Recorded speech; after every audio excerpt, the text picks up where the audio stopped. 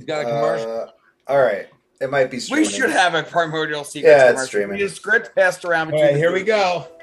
All right, can everybody hear the music? You know what that music means. It means we're doing a recap. All right, welcome back. Welcome back to D&D, everybody. Quick recap of last week's session. Does anybody have any notes or memories, real or imagined? I have to get porcupine quills from Dr. Maple. You don't have to do anything. All of this is just bullshit.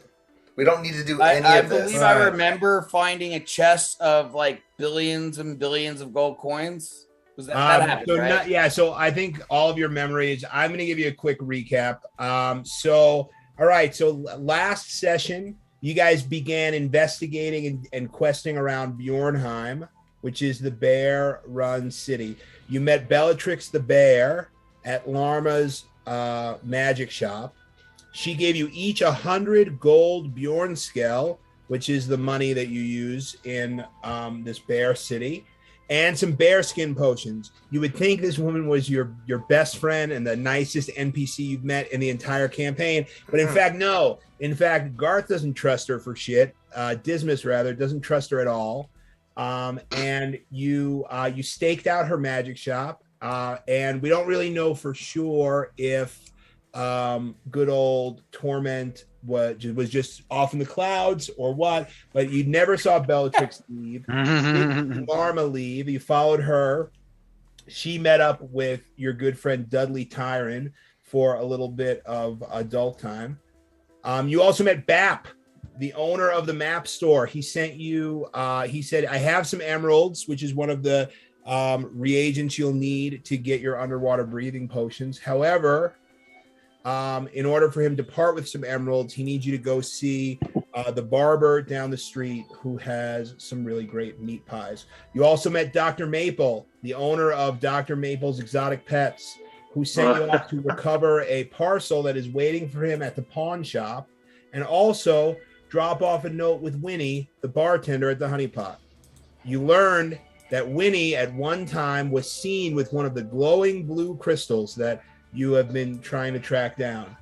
Also, Ezekiel tried to ingratiate himself with the small white bear at Tiny Jack's armory by being racist, and it was an epic failure. But he did tell you if you wanted to regain his favor, you could go track down some birthday cakes. Also, Dismas is mad AF, and Gorgo is still smart Gorgo. Did I miss anything? Dismas is pissed off, and Torment is pissed off with him. There's a lot of dead or missing animals at the. Me and Dismas are both very distrusting and very against a lot of the shit we've seen. Oh, you know what? Where are your tokens? Are your tokens not on the page? I don't see them. Okay. I thought we were sleeping. We took a long rest. No. We were convoluted. Because we all had to meet back up after the bear potions because we all left. That's what she said. So we all met back up at the punch shop. at the Pugilist Society's headquarters. Yeah, which is in this old, burnt out building here. All right, there you are. So the morning light is peeking into the windows, and you guys have arisen to face another day in Bjornheim. Just like Jesus. I'm sorry. You said you've arisen. I said just like Jesus. Yeah. So you have risen to take on spreading. The good word is spreading. Tell me who would like to do what? So you guys are kind of like rolling around in the office. Dudley Tyron kind of pops by the office and drops off some some rations of food for you to eat to get rolling with your day. All right, pause. As soon as he comes in, before Dudley arrives, I want to express my concern with this Bellatrix / Larma, who I believe is the same person and up to no good. And I want to inform the party that I think we need to assess what Dudley knows about this llama that he's banging. And I agree with Torment. I agree with Torment. I agree with you, and I say yes. We need to absolutely investigate this. But they could be in cahoots. Although I have. I think we need to find out what time we can take our potions again. So you've taken a long rest. You can take your potions today. So Dismiss, me and you are on board with trying to solve the riddle of is this real or is this not. Y'all can sort out the rest of the tasks and go ahead and do them. All right. I believe we should be subtle with it. And in fact, I don't know if you know this about me, but my tactics for uncovering the truth don't involve direct conflict so much as just stalking, waiting, and watching. Okay, and then as you're talking about your tactics for resolving conflicts, in walks Dudley, and he's carrying kind of like a large tray, very handily because he's a very agile and strong man. And he walks in and he says, "Good morning." Is it? Woo! Good morning, brother. And he starts handing out paper cups because it's a paper factory, paper cups full of a warm liquid, and he starts passing them out to people. And he said, and he looks over at Dismas and Torment, and he says, "I see you've made it back." Yes, we've made it back. I see that you made it out of your night's escapades in one piece. Ha! I'd hardly call it an escapade. Okay. He kind of twists his mustache a little bit, and maybe even blushes a little bit. Does he wink also? He absolutely winks. Okay. And then now he starts handing out little. They're like little loaves of bread, but they're like stuffed with like warm, like meat and like cheese and maybe eggs. And he starts kind of passing those around. They're like circular. We all know that it's human meat, and we're gonna eat it anyway. I'm going to eat it. It looks Well, good. you're not human, so it doesn't matter. You would love it anyway. Yeah, so he starts passing out these little breakfast Sammies, these little Uncrustables. I look at him and say, "What is this drink? What is this food?" Has anyone? He says, well, the drink is thistle tea, and the food is a local specialty of fresh eggs and meats in bread. I eat it. Looks good. Mm-hmm. Who compliments to the chef who prepared this meal? Larma, in fact, made it before she left. Left to where, sir? I still eat it. You know, Larma, she's always about. If she's not at her shop, if you know what I mean, she could be anywhere. She's an independent, capable woman. What do you know of Bellatrix? She seemed to know quite a bit and handled Larma's shop very well. Bellatrix is, in fact, a longtime companion of Larma. Really? Where did they meet? Put them together. Yeah, have you ever seen them in the same room? Make a persuasion check. All right. I'm really good at that. That's basically like the only that's. But you didn't ask the question, so Yes, you you got make a persuasion check. Can I help? Can you get an advantage? You can help him. Yeah. How would you help him? What would you say? I would kind of like Yeah. Yeah. I don't think hype manning is enough to help with this. how would I help him? I would, like whisper, like a cool little melody in his ear, like a little guitar riff, like Oh, till the night closes in.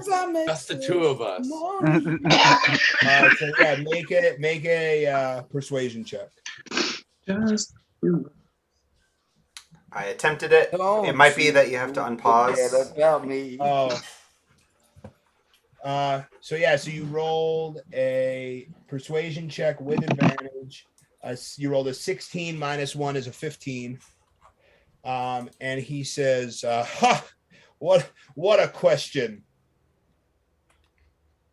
Sorry, I haven't had my thistle tea yet today. Don't mind me. And then I just walk backwards into the bushes. Virgo asks You're him, inside of a room, but I don't think there's any bushes in the room. If there Homer were, Simpson. yeah. Virgo wants to know.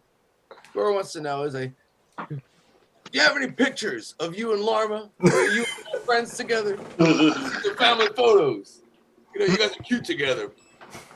I'm not quite sure what you mean by photos. We've never had an artist sketch us, if that's what you're asking. There was one time at a carnival once we met a fellow who drew a funny portrait. Have you ever seen the funny portrait artist? I know a guy. That guy is me.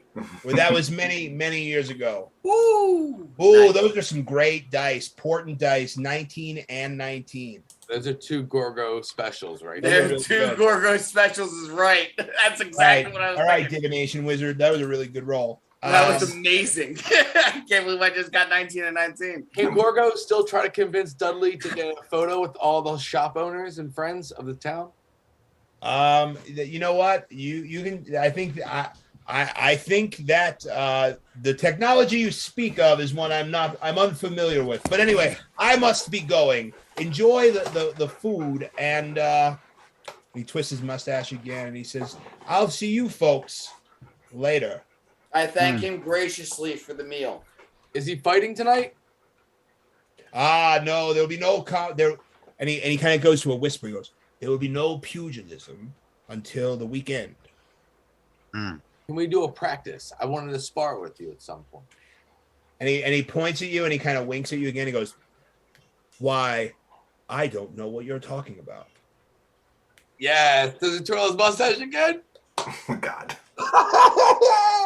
Wait, what's that? Does he twirl his mustache once more? He does. Just Gorgo, remember, you don't talk about it. I don't know what you're talking. Anyway, gentlemen, I'll leave you be, and enjoy the food and enjoy your adventures around Bjornheim. And he, kind of trots away, and you see him actually kind of like do like a very agile like leap over a railing and kind of just like fuck off and disappear. Anybody think that the 3 of them are the same person? Well, Dismiss. I'm looking at you. I do. I mean, Dudley. The guy does fuck a llama. That's pretty fucked up, man. Dudley Yeah, has uncovered every lie and half truth that we have spoken to him. He seems to know everything. I find it hard to believe that he is not aware of the situation, the llama situation. And therefore I don't know why they would be keeping it from us. It must be There's something more deep in this story that we need to be aware of. we should go back to the potion shop and see if there are any more clues. I agree. Your level 1 quests can wait for never, because There's certainly Me and armor. Dismiss head towards the potion shop. All right. Y'all can divvy up the other chores. no, I think I want some extra help at the potion shop. We were unable to uncover anything, but perhaps if we work as a team. Bring Gorgo with us. I have 219. Nice. I have conditions. I get the armor and no fireballs. I would like to get the armor from Larma, so we need to work that one out. I mean, I don't know if we're gonna get the armor if we kill her, We are. It sounds like we could definitely get the armor if we kill her. but She's it's gonna not. finish It's it not for us. done. Yeah, it's Really not. making You need it. to get the recipe for bear potions, brother. It sounds like the actions we've been provoked to achieve might buy us the time for it to be complete. They are wanting us. They are wanting us to waste time. They are delaying. To what end? They are delaying us for some reason. But to what end? We need to act fast. We can't wait for this armor to be made. They will string us along for weeks and weeks while their devious plan comes to fruition. Well, we're certainly only a day in, so weeks is something we can spare at the moment. So like my only thing is like if we kill the llama, like, and people get pissed off, like where are we gonna go? Like I don't suggest homicide so easily, although I do lust for it. But I think it's time that we use these pieces to discover what we can as quickly as we can to move our wares elsewhere as we grow in strength and power to destroy and decimate these people. Agreed. I'm not going with them anymore. I don't know what any of those words really meant. I think this was just agreeing to agree. No, There's a lot. no one I lies to love me. that this was agreed without. Gorgo is going nowhere near the potion shop with this fucking crazy That's person. what I'm saying. You guys sound insane. That's all I'm saying. You guys sound insane right now. I don't know. I feel like insane, evil. What do you want from me? I'm chaotic evil. so why don't you guys try to tail Dudley and find out what you can and we'll get gonna Allow go me to tell Dudley. I can befriend him, brother. maybe. Perhaps. Anybody's Yes. going to be able to tail Dudley to be dismissed. I could tail Dudley, but I implore you to take another Dismiss. look at the potion shop. Dismiss. Follow the beast. I will man the potion shop. Okay. Go with him. Let me take the potion shop. No one Go with lies to me, and no one lies to my face and lives. And then I stalk Yeah. off. Yeah, follow Okay, Dudley. so you are tracking Dudley. Mm-hmm. Okay, so make a DC 10 survival check. In fact, I may have something that will help me, but let's just try. Let's just start here. I can help him with this. No, you can't. All right, great. A 24 on the DC 10. All right, you very quickly, you pick up Dudley's trail, and you start following him out of the paper factory. He's walking briskly, not like in a hurry, but also as a muscular, fit man, he's a pretty fast walker, and he just is kind of making his ways down the ruined alleyways. As you walk through the ruined magic quarter of Bjornheim, you can see places that used to be potion shops and enchanted armor shops and scroll shops. You see something that looks like it might have at one point been a library, all utterly destroyed by some sort of catastrophe.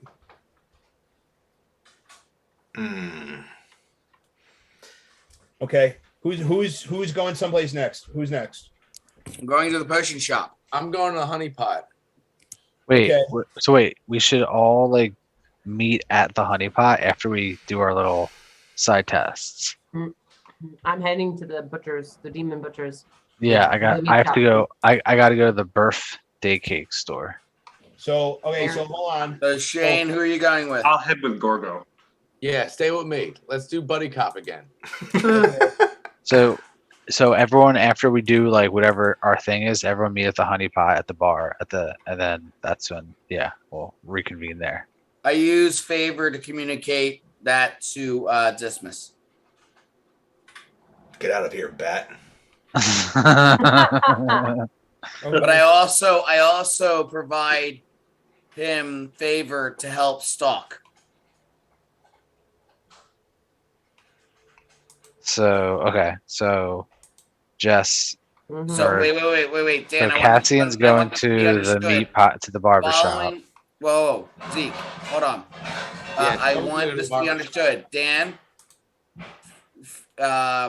Dismiss has advantage on knowing where he's going Did you send favor? because with he him? has aerial coverage. Great. He was going to get advantage on it eventually anyway because he's a skilled tracker. But great. So he's going to have advantage. So Favor's going to help him.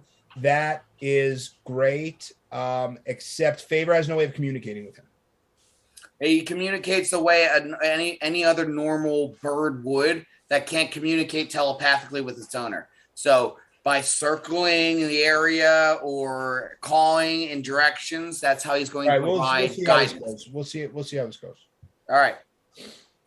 Okay. So then, all right. So who is going where and who is going first? I'll go to the butcher or to the barber. To the barber shop. Yeah. Yes. Okay. Great. So it takes you. Well, first of all, are you going to drink a bear potion? Oh yeah, and I've already had breakfast. I had the breakfast too.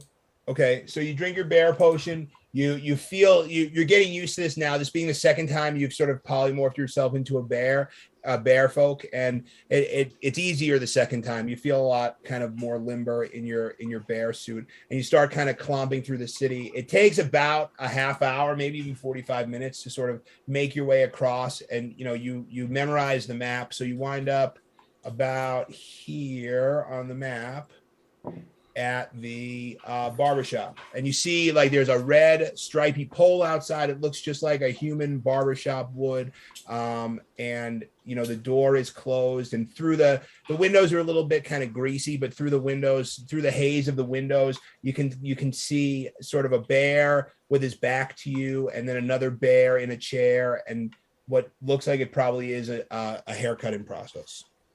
Okay. So I take a step in. Okay, and when you open the door, it kind of there's a bell on the door, and it kind of like rings as oh my God, I can hear it in my head right now. As you open the door, and then without sort of looking up, you can see that the bear, as you can get a closer look at him now that you're not outside the window, and you can see he's probably an older bear than most. He's got like a longer mane on the top, and it's sort of pulled back in a ponytail with streaks of gray in it. And on his bear snout, you can see there's sort of like almost like what would be like a goatee hanging off the bottom of the bear snout. And it's also got some gray in it. And he says, without looking up, he says, "Do you have an appointment?"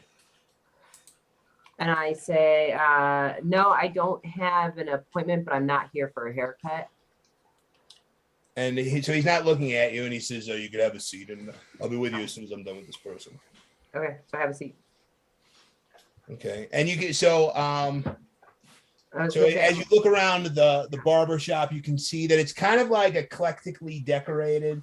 There are sort of like objects and like weird things, like a boat oar, and there's like weird things kind of like hung on the walls throughout the barber shop, and like a large like polished mirror at one side where you can see they're kind of doing the whole haircut thing, and the barber and the person in the chair are sort of making idle chatter with each other. Okay. So all I know is that it's eclectically furnished. So make a what do you want to know? You just want to know more about the decoration? Yeah, I mean, well, I'm sitting in the chair waiting, and I'm looking around. So okay, so make a perception or investigation check. Perception or investigation. Okay.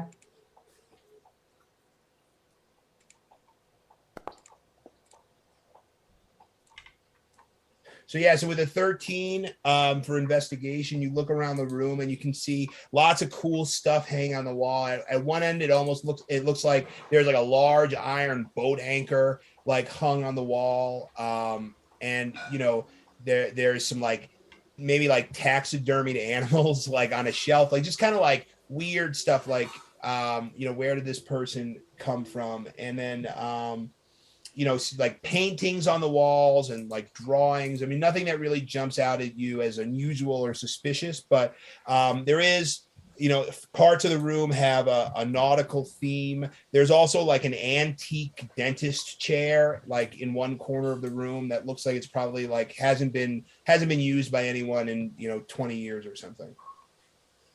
Okay, so I guess I wait until he's done. Okay. Until he's ready for me. All right. Well, while you're waiting for him to finish up the haircut, who would like to go next? Gorgo, what's your ultimate goal here when we head out? We have to drop off a message to Winnie. And we're also going to investigate her blue crystal. But we're also going to take a look at these girls dancing and have a good time. Don't forget the pawn shop. Dr. Minkball also asked you to pick up a parcel at the pawn shop. You guys are such suckers. Since Hey, wait. I'm going to cast something on Gorgo then to make it more interesting. Let's give him enhance ability. And That his constitution you add to will only add to his intelligence, so it actually works. Well, no, I'm gonna asking it on it before. No, I no. was going to cast it on him to give him advantage on all charisma checks. There you Okay, go. That'll great. work too. Great. Yeah, you feel bathed in a warm light and more charismatic than ever. I had a question for you, Dan, real quick. What advantages do I get for Gorgo being smart right now? And I know. So any intelligence-based check you can make as an athletics check up to a number of times per day equal to your proficiency bonus. Got it. Love that. I think that's 4. What are you guys, level 6? 7. What? My So your proficiency bonus, I think, is plus 3. So 3 times per day you can use athletics to make an intelligence check. Roger that. Intelligence-based check. So like I think we talked about it last week. History, survival, nature, arcana, Investigation. religion, and investigation. Let's rock and roll. All right. So I think change of plans is we're gonna go stop over at the collect the parcel over at the pawn shop real quick. Do we still have money? Yeah, so you each have 100 gold Bjorn scale. I don't think I'm not responsible for tracking your money, but I don't think you've used any. We know that. When's Dr. Maple getting his next batch of things in today? He said he'd have them in the next couple of days. Is his path on the way? No, they're kind of on opposite sides of town. So like Dr. Maple's shop is in like the northwest part of town, and the pawn shop is sort of in like the northeast part of town. All right, let's go check out the pawn shop. Northeast part of town is the quarter for the slaves. And I believe No. I just meant the northeast part of the market quarter. So okay, so this is where you guys are at now. You guys are in this part of town. You travel. Do you guys take your bear potions? Oh yeah, I got bear. Gosh, yes. All right, yeah. So you both get bared out, and you start, and you're traveling through the city, and hold on, If I remember, hold on 1 second. note right. 6. Okay, yeah. So you travel through the city without incident, and you make it to the pawn shop, and you walk up, and there are these 2 big, like, giant balls hanging from like a sign outside. They look like they're carved out of like a huge tree trunk that's had to have been like 10 or 12 feet wide, and they're hanging there outside of the pawn shop. Is it 3 balls or 2 balls? 2. Because 3 balls would be the sign of a pawn shop. 3 balls hanging with a stick. Well, maybe one of them fell. Maybe you're right. Gorgo looks at Thover. That he tells him to put his sunglasses on. Oh, that's what we're doing. All right, I'm also gonna walk in and I'll stay half in the doorway and half out of the doorway. We're doing Men in Black. Okay, great. So as you enter the doorway, there's actually like a secondary door inside that has like these thick iron bars on it. Can I look for a buzzer of sorts? So there's no buzzer, but you see like a youngish bear behind the counter that just kind of like tries to get your attention with eye contact and goes, "Hey, what can I do for you?" Oh, I'm here to collect a parcel, brother. A parcel? What kind of parcel? That's all I can say, my friend. You have to believe me. I have to come in here and tell you more if you want me to tell you more. Make a persuasion check. All right, let's do this. If that's charisma, make it with advantage. Yeah, make it with advantage. Thanks to Eagle's splendor. Oh, you are critically persuasive. Woo! And he says, "All right, I guess." As you said, I'm convinced. So he walks over and he kind of, he sort of like slides some pieces, and then the door opens and allows you to walk through. And I look at Thover. I'm just like, come in with me. All right, so I'll follow you in. I'll stop. And as soon as you walk through, As soon as you walk through, sort of like the spring mechanism kind of snaps back, and you can hear with a big thud, this heavy iron door sort of like slams closed again. It doesn't get you, but it probably startles you. If Dismas was here, he'd be rolling for a pants shit because it is like a startling thing. And as you walk in now, you can see around this room, there's sort of like a U-shaped counter that goes around all three sides of this room, and then behind the counter there's like shelves and there's things hanging on the wall, like some things that are like exotic looking things. There's weapons, there's all sorts of other things, and then behind the counters are made of like this transparent glass, and through the glass you can see like lots of different knickknacks and odds and ends. And you see that the young bear that let you in kind of behind the counter, and then there's a jar door to a back room behind him. I tell Thover, I say, look upon their wares. I'll take care of this. Okay, so I'll. What are we looking for specifically? Oh, you don't know. We're shopping right now. We're just shopping. Okay. You're shopping. I'm gonna take care of this guy. I'm gonna collect this parcel. And if we can figure out a way to kill him, we'll do that and just rob the whole shop. There's a little kid. We got to find out if there's anyone in the back. That's the thing. Okay. Right, hold on. This guy didn't hear any of this. The guy didn't hear any of this. So I say, my brother, thank you for letting us in here. I appreciate that. We came in here to collect a parcel from Dr. Maple. Oh, you're looking for Dr. Maple's parcel? Dude, why didn't you say that? Why'd you have to be so persuasive? You could have just told me what parcel it was. Hold on, I think my dad's got it in the back. Thank you, my brother. He suggested to keep it secret. He says, Dad, somebody's here for Dr. Maple's parcel. And then you see like another bear, kind of like a bigger bear than him, kind of like come like strolling out of the back, and he says, hey, what's up? You're here for Maple's parcel? And maybe more. My friend here is looking upon your stuff, and I just had to come collect a parcel from Dr. Maple. You understand, my brother? Well, great. Well, a lot of the stuff here is spoken for, but we could probably make a deal. Absolutely. That's why we're here. We are here sent from top men to send messages around the world. And one of the things we do is collect items from different pawn shops. Really cool items. Do you have anything like that? I could. First things first, though. How much do I owe you for the parcel?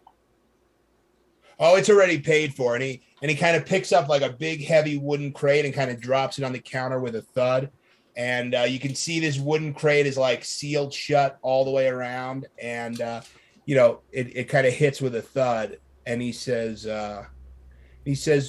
wait a second. How do I know that you're not here to steal Maple's parcel? How else would I know about it? I'm persuasive, aren't I? Make a persuasion check. The little kid I persuaded earlier has got to be on my team. So I get an advantage with this. I just persuaded the shit out of the kid. He's got to believe me. Hey, what the hell is that? All right, persuasion.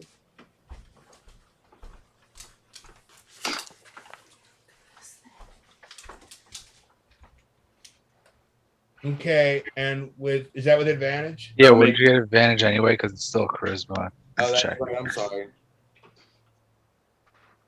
Do I do it? 19. I'm just gonna press it again.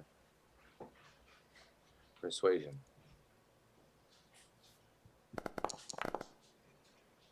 Okay, and with a 12, he says, not really sure about you. It's like, tell me 3 facts that you know about Dr. Maple. He's one thing I know for sure is that he is terrible at keeping these animals alive. His pet shop is a mess, and he's getting some porcupine delivered tomorrow. That's oddly specific, all of those things, but I like it. He says, "Fine, take the parcel, but I'll have my eye on you." He kind of goes back to like cleaning up a little bit. Old man, please, I need some information. I'm looking for some particular items from this realm. I'm sorry. Did you call me a man? Old bear. Oh, I'm not Old Bear. Old Bear is my dad. Young bear. Sorry. Well, Young Bear is my son. I'm just Bear. We've been eating birthday cakes all day. Birthday cake. I love birthday cake. Where'd you get the last birthday cake from? Well, they've got birthday cake all over town. I think the best birthday cake is at Betty Bear's Bakery. Or is it a bakery? I heard about that place, brother. Let's go get us bites sometime. I have to say, I liked the Hulkamania Running Wild better than whatever this is. I'm This is like bordering on like a little bit of like a. I'm Ric Flair. No, I don't like it. I like it. All right. What you gonna do? So, help me buy some things here. My friend's got money. Okay, well, yeah. What do you want? Have any weapons? Let's see. Weapons. I might have some weapons. What do you need weapons for? We practice karate at the house. Make a deception check with advantage because of charisma.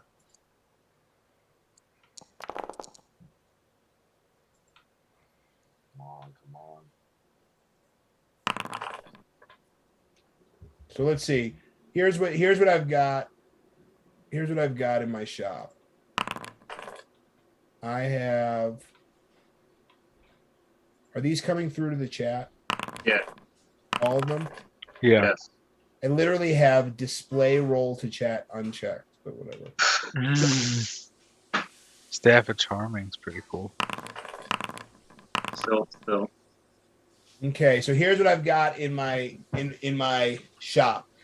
So the first thing he does, he walks over and points at a bottle of this like clear yellow liquid, and he goes, "This is a mind reading potion.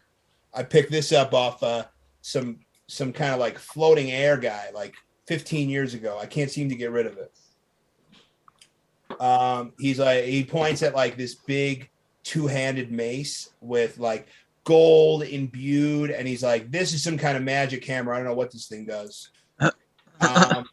Then he walks over and he's like, and he picks up this like very basic looking wooden staff that looks like it has like a snake kind of like carved into the head, and he's like, "This is a staff of charming." Then he points at like a big two-handed sword up on the wall, except like the hilt of the sword, instead of being like a normal handle, is like the head of a dragon kind of like splayed open, and the blade kind of coming out of its mouth. And he's like, that's a beautiful sword. And then he picks up like a black potion. He's kind of like doing like the rummaging thing. He's kind of just like pulling shit out of boxes. And he's like, "Yeah, I got this other potion over here. I got a random spell scroll. I can't even read what this is." And then he holds up like a red bottle with like a little bit of like liquid in it. And he's like, "I think this is a healing potion." So I think now we should definitely revisit killing this person and stealing everything in the store. Stop. Stop. You're not here. You're not here, and we were going to do it anyway. Stop. So we're clear. My mind is going nuts right now with all the shit I'm gonna like steal. But like, I'm not there. I look at the bear. I say, "Bear man, let me see that dragon piece off the wall right quick. I've seen this before." What are you looking? What do you want to see? The one that looks like a dragon head. Oh yeah, so he picks up the sword off the wall, and he kind of lays it out on the he lays down like a piece of like brown leather and kind of lays it on top of the brown leather. And he goes, I have a buddy who came and looked at this, told me what it was. And what did he say, brother? Right. So let's see. coin flip. You know, he said it was a beautifully decorated sword. Well, I'll tell you more about that sword. But you Oh, have yeah? to pay. You have to pay, my brother. If you pay, I will make you pay tomorrow night. I'm sorry. I think you're confused about what this is. I sell items. I'll also buy items. Anything you have, I'll probably buy. I got a price for everything, but I'm not really sure what this is. There is no consignment. You don't get to take the sword and pay me tomorrow. That's not how it works. May I show you my karate? Huh. You know what? I'm not familiar with karate, and I don't think if it's a part of your body, I definitely don't He's want to. stepping at any point now. I can see this like this bear person just doing karate in the middle of a pawn shop, and everyone just looking like, "What the fuck is going on?" Then he turns to Thilbert and he says, "Hey, is your friend okay?" Just doing karate moves. I will simply just go. Can yo, while he's talking to Thover, can I use sleight of hand to grab that sword off the counter? You got me Yeah, a sweet what in? karate move. I mean, you can try, Oh, sure. man, I have nothing for I this. do have +4 sleight of hand. I think it's +5. Okay, well, I mean, the sword is This is out how in the the party gets open. wiped, huh? You gotta do a The sick. sword is out in the open, and it weighs probably weighs 80 pounds. It's a big two-handed sword. This is So- what we've done. We've gotten our party wiped. Yeah, go ahead Yeah. and make a sleight of hand check. It's not gonna be an easy one. Now, if I use a sleight of hand check, perhaps is it going to be heavy? So Gorgo's gonna have to use a strength check to hold it. No, it's literally just a sleight of hand check. Okay, fine. And we're down for that. All right, sleight of hand. Let's go, baby. Let's go. Mine's supposed to be just normal or advantage. Normal. It's supposed to be +5. So let's see.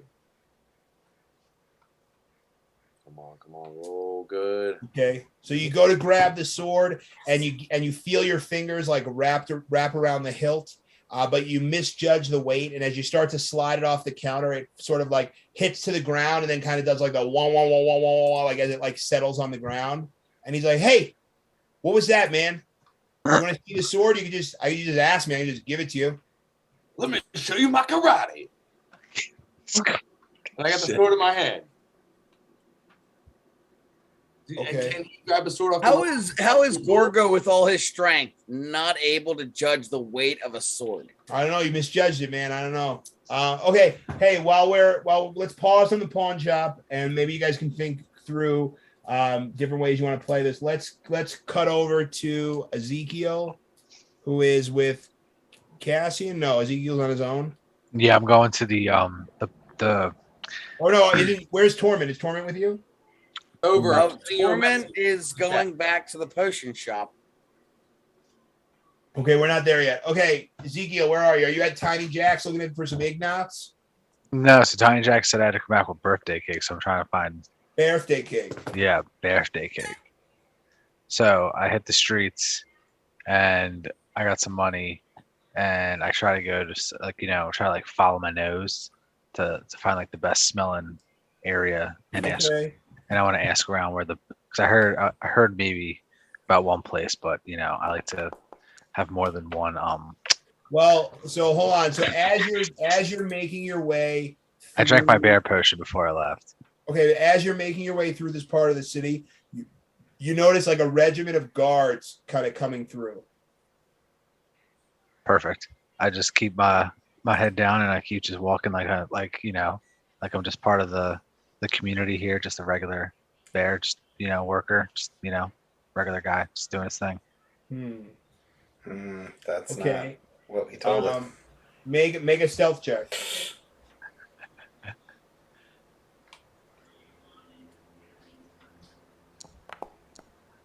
Oh. Not very stealthy. Big bear. Sorry. So as you're like kind of hanging out on the side of this building, like Yeah. you see a couple of guards like come around the corner, and they're kind of like sniffing the air, and you can see that they've been alerted, and they're kind of like mumbling to each other like "Ruh, ruh, ruh." and like, but you can see that they're kind of like on the lookout for something. Okay. I kind of just like, try to avoid them, but still continue on my path. Okay. Okay. So as you continue on your path, where are you headed now? You're headed to Betty's Bakery. Yeah. Betty's Okay. Bakery. You reach Betty's Bakery after about 20 minutes of kind of dodging bear guards, and you walk in and you see like a very modest shop with like different breads and cakes on a rack over behind her head, and a woman, a female bear folk, kind of standing there with like a big white chef hat on, going, and she says, "Good morning." Hey, good morning. How are you? Oh, I'm just fine. Smells just delectable in here. Delicious. Oh, thank you. I would like to purchase your finest birthday cakes. Oh, Um, shucks. I wish, man, I wish you'd ask for just about anything else. We're all plumb out of birthday cake. you're all out of birthday cake? Yeah, I got uh other cakes. I got carrot cake, I got lemon Hmm. cake, I got So let a me ask you a wood cake, question. I got Let a me ask, salmon cake. Do you like salmon cake? salmon cakes are delicious, but my heart was set on a birthday cake. So let me Oh, ask you, you how see, how no, you how see. much how much does one cost if you did have one? Like, what do you charge for Oh, one? there you get two for one gold Bjorn scale. One beer. Okay. Well, listen. I Today, could, how many y'all need? I mean, I was gonna say, I was gonna take as many as you have, but I wonder if I could, As many as we have. I mean, I could I could make 12 in about an hour. Okay. All right, let's do that. Your eyes light up. Like 6 gold pieces to this person is a lot of money. So let me ask you a question. If I would have, say, give you 20 gold pieces, could you shorten that time? Why? Sure, but I can't. I could never. I don't have the ingredients. Okay, so what do you need? I need 2 sacks of flour. 2 sacks of flour? Yeah, you could. You know what? I bet right down the street at the Fish and Berries, I bet they have plenty of flour. And you know what the secret ingredient is in the birthday cakes? What? A barrel of ale. You Okay. go down to the Fish and Berries, you get a barrel of ale and 2 sacks of flour. I could whip you up 12 birthday cakes, lickety split. Well, it seems like I'm going to be doing a lot of this work. And so that 20 gold coin is not going to be 20 gold coin I'll anymore. tell you what. I'll tell you what, sugar. Sure. You go and pick that stuff up for me. I'll give you all the cakes you want for 10 gold pieces. 10 gold pieces. Okay. I'll be back. And I give her and I give You're and a I give peach. and I give her a wink and I leave. Oh, all right. She's picking up what you're putting down. Yeah, absolutely. Okay. So And as you come back onto the street, you see like guards are still like searching for you. Go ahead and make a stealth check.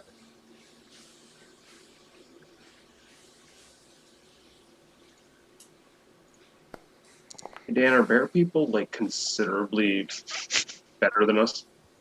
Yeah.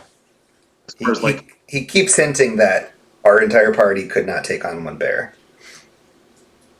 But I've been wrong before. All right. So with a 7, wow, that's your second below 10 stealth check. So yeah.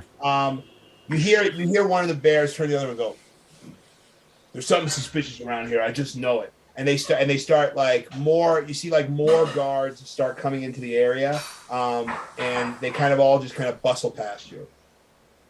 Okay. I just kind of, don't make any eye contact whatsoever, and I just look so pathetic, and I just keep walking.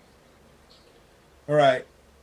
And then you, God, you're on a long one. You're gonna not be happy about this. So, you walk for about 10 minutes, kind of like darting between buildings, and you get outside and you see this big, huge like wooden sign, and it's got like a fish like carved into wood, and then like a bundle of grapes, and then in like very nice script it says like fish and berries. And you're in the market quarter, so everything in this part of town is really nice. But like this sign is like perfectly, it's like carved into the wood and then like painted in the carvings, and like everything about this, the exterior of this building just screams like this is a really nice place.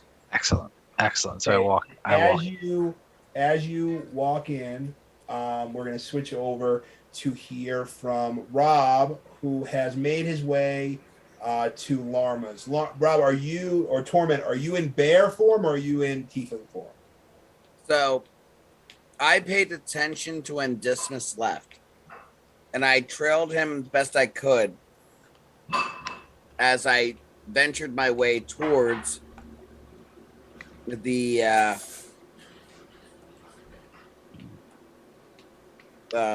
Larmer shop. Once I knew that, what's his name again?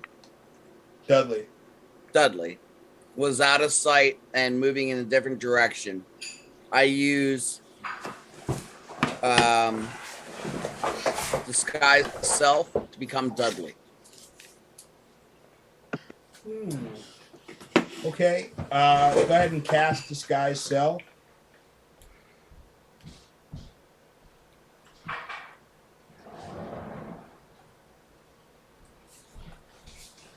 I like this. Disguise self. So you make yourself, including your clothing, your armor, weapons, and other belongings on your person, look different until the spell ends or until you use your action to dismiss it. You can seem 1 foot shorter or taller and can appear thin, fat, or in between, but you can't change your body type. That's fine. The changes wrought by this spell will fail to hold up to physical inspection. However, if you use this spell, okay, got it. And then to discern that you are disguised, a creature can use its action to inspect your appearance and must succeed on an investigation check against your spell save DC. Okay, you are disguised and you get to Larma's shop. What do you do? I walk in, I knock, and I announce myself, "Hello, all." And then, so then you hear a voice. You hear a voice from the back of the store, like in the back room, say, "Huh? Is that you?" Yes, it's me. Hell yeah. Good job, Okay. Rob.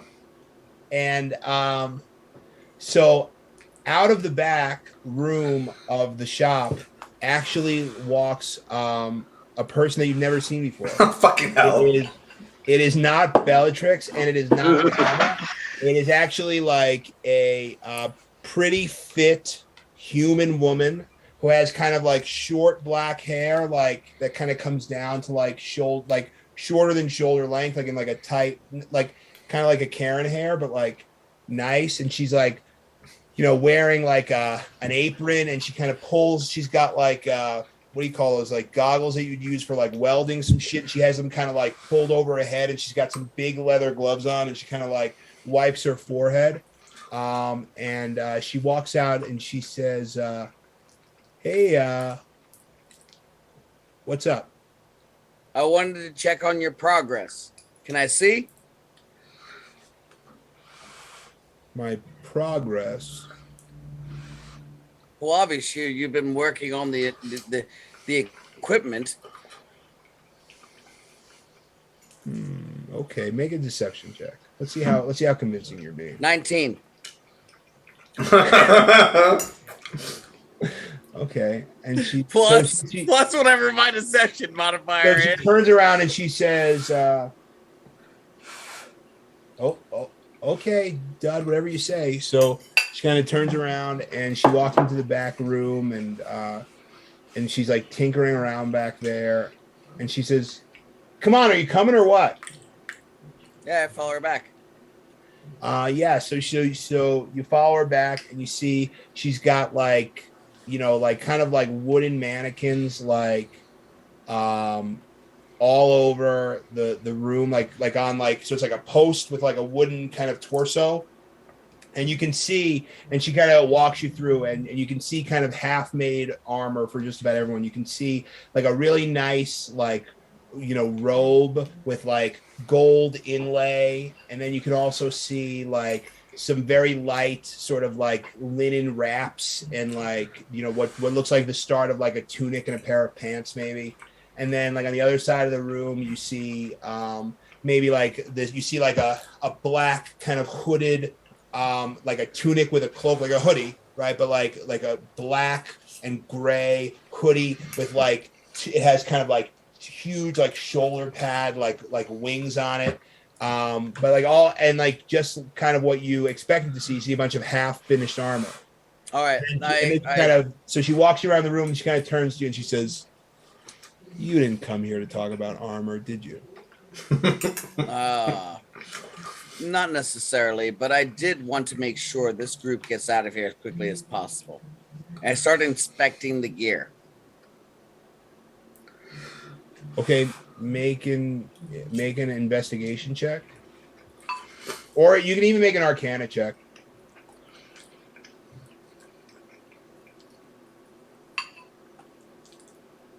This guy's fucking Kim Jong Un. He's walking around inspecting shit. All right, great. So with a 21, we'll call that an Arcana check. With a 21, you can feel like a faint magical aura coming off of all of this armor, and you can tell that when this armor is done, it's going to be kind of +1 armor for everybody. It's a really nice set of magical armor, and it looks like the size and shape of everyone in your party. But to your dismay, it's about a third finished. I look at her and I go, "How long until this is mended and put into service? We need to get these groups out of here and back to our service." And says, "Well, it depends on how many distractions we have."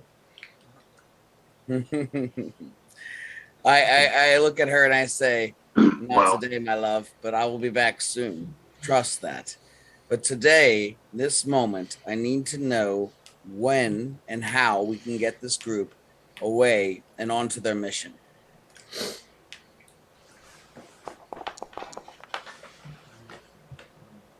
Oh. And she says, "Fine." She drops to her knees and starts sucking my dick. That's it. That's a negative. There's a kid A watching one you. roll there means she is pleasuring me currently. There are kids. Okay, that's not what that is. That's not what that is. I'm sorry. That's but right. so, there's but she kids says, watching. "Fine." Gavin, that's not true. She says, "Fine, fair enough. Fine, I can wait." And she says, "But get out of here! You're distracting me with your handsome muscles." I ask her, "So what is your thoughts on this group?" They're probably the best group that we've had through here. They didn't really like Bellatrix too much. Why is that, you think? I don't know. The white-haired one, he's got a pretty keen eye. He doesn't buy our subterfuge, does he?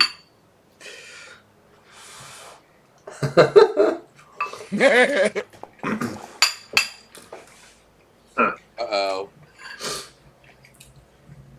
I'm sorry. He doesn't buy our what? You don't understand. I know you're intelligent. You're smart beyond belief. What do you not perceive and hear? You're being weird today. You got to get out of here. I got to get back to work. And she kind of puts the goggles back on and takes out like some kind of like almost thing that almost looks like a blowtorch and starts kind of like doing some kind of armor making again. I let her know that I will be back later. And as I walk out of the shop, I make sure I procure some things. What is there to procure? Is this how you are at a bar? Yeah. Like personally, or like as Torment? Because as Torment, yes. As me, not as much, but yes.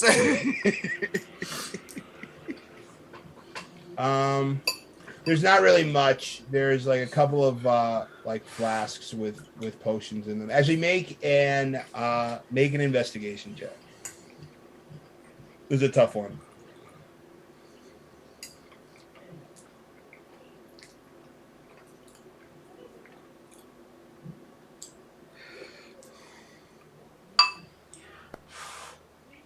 Oh, I'm surprised you didn't use your other portent dice. No, you don't find anything.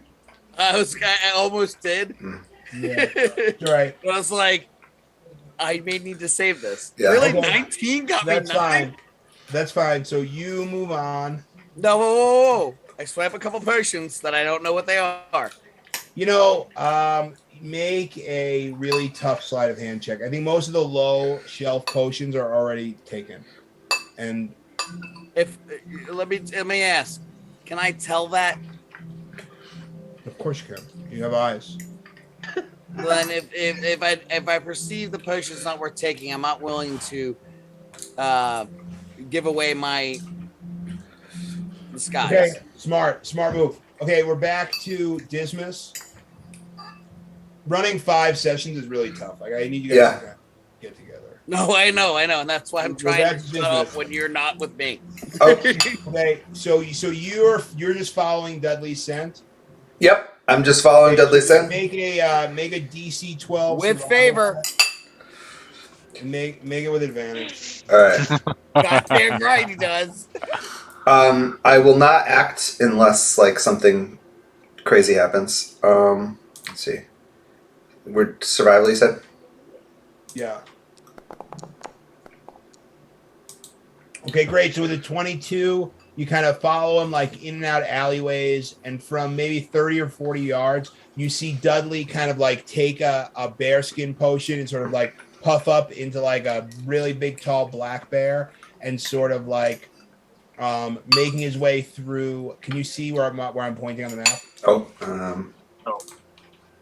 He kind of makes his way through a little crack in the fence, right where Shane's mouse is. You can't see mine? Yeah, exit. I see it. Yeah. Okay, so kind of like makes his way through a little crack in the fence. Okay, I continue to follow him at a very far distance. I would rather lose him than blow my cover. Okay, great. So yeah, so now he's in like full bear mode, and so from a distance, make a perception check.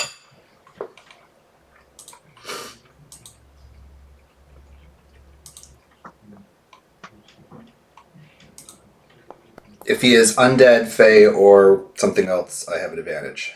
Okay, I'm happy you told me that. So yeah, so you can kind of see him like making his way, kind of like staying low, getting through here, and you can see kind of straight through the fence. There's like another hole over there, and he's like off into like the market quarter of the city.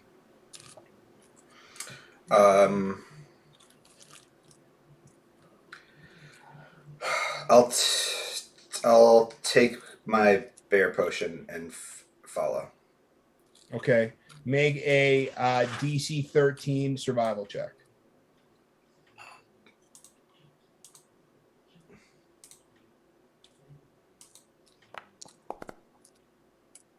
Okay, perfect. So you get to about here on the other side. I'm just moving your token, but you get to about here on like the other side of the gate, and you see him sort of duck into not the building that you're next to, but like the next building. He kind of ducks inside. Okay, I'll stake it out. Is Dismas a bear? Yes. Yeah. A very specific type of bear. A polar bear. Black yes. bear. Oh, you're not a polar bear. That would be a different potion. Oh. Okay. I'm just a sickly looking normal bear. Okay. Do you have any other questions or anything? Nope. Okay, great. Next up then is we're back to Cassian. So so you see that the bear in the barber chair gets up. There's some kind of like payment exchange. Wow, I have 30 new text messages. Oh, they're all from family chat. Okay. There's like some kind of like exchange of money. He's like, thank you for coming by today. You know, have a great day or whatever. And the guy leaves. Okay. And he looks at you, Cassie, and he says, "All right, come on." And he kind of takes like the little blanket thing that he puts over you, and he kind of does this a lot. And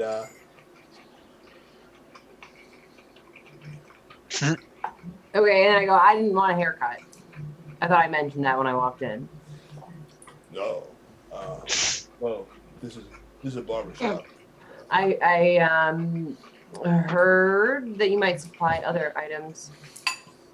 I don't know what you mean. I've never heard of that. Maybe baked goods. Where did you hear that? I don't really remember. But I heard they were really good. They are. If there was a such thing as baked goods in a barbershop, they would be delicious. But no, we don't. The only people I would share that kind of information with would be friends, and I don't even know your name.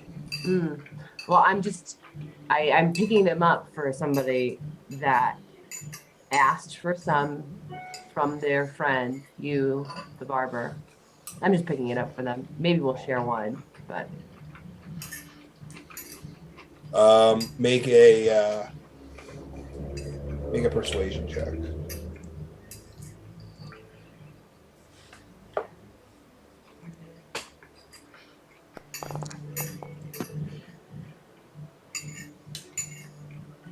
So with a 16, he looks at you and he says, the only people that I share my things with are friends.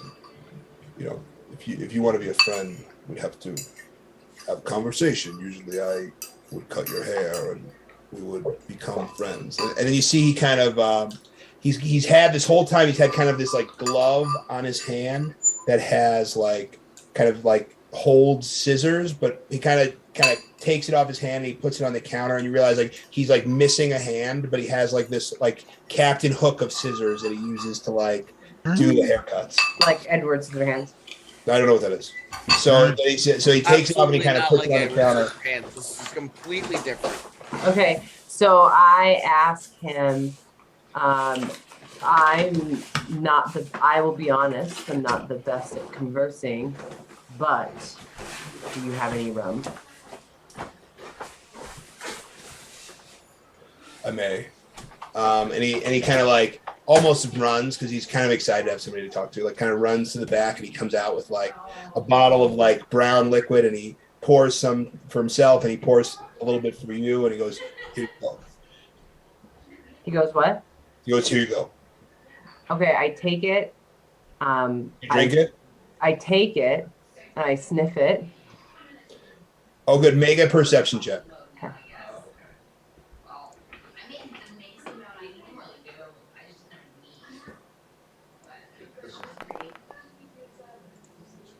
Okay. It doesn't. It's not much stronger than most alcoholic beverages you've encountered in your life. But it smells like rum? It smells like booze. It smells boozy. Okay, so I sniff it and I take a drag while looking at him. He takes a big gulp of his. Okay, so then I finish mine as I see him taking a big gulp of his. Right, make a Constitution saving throw.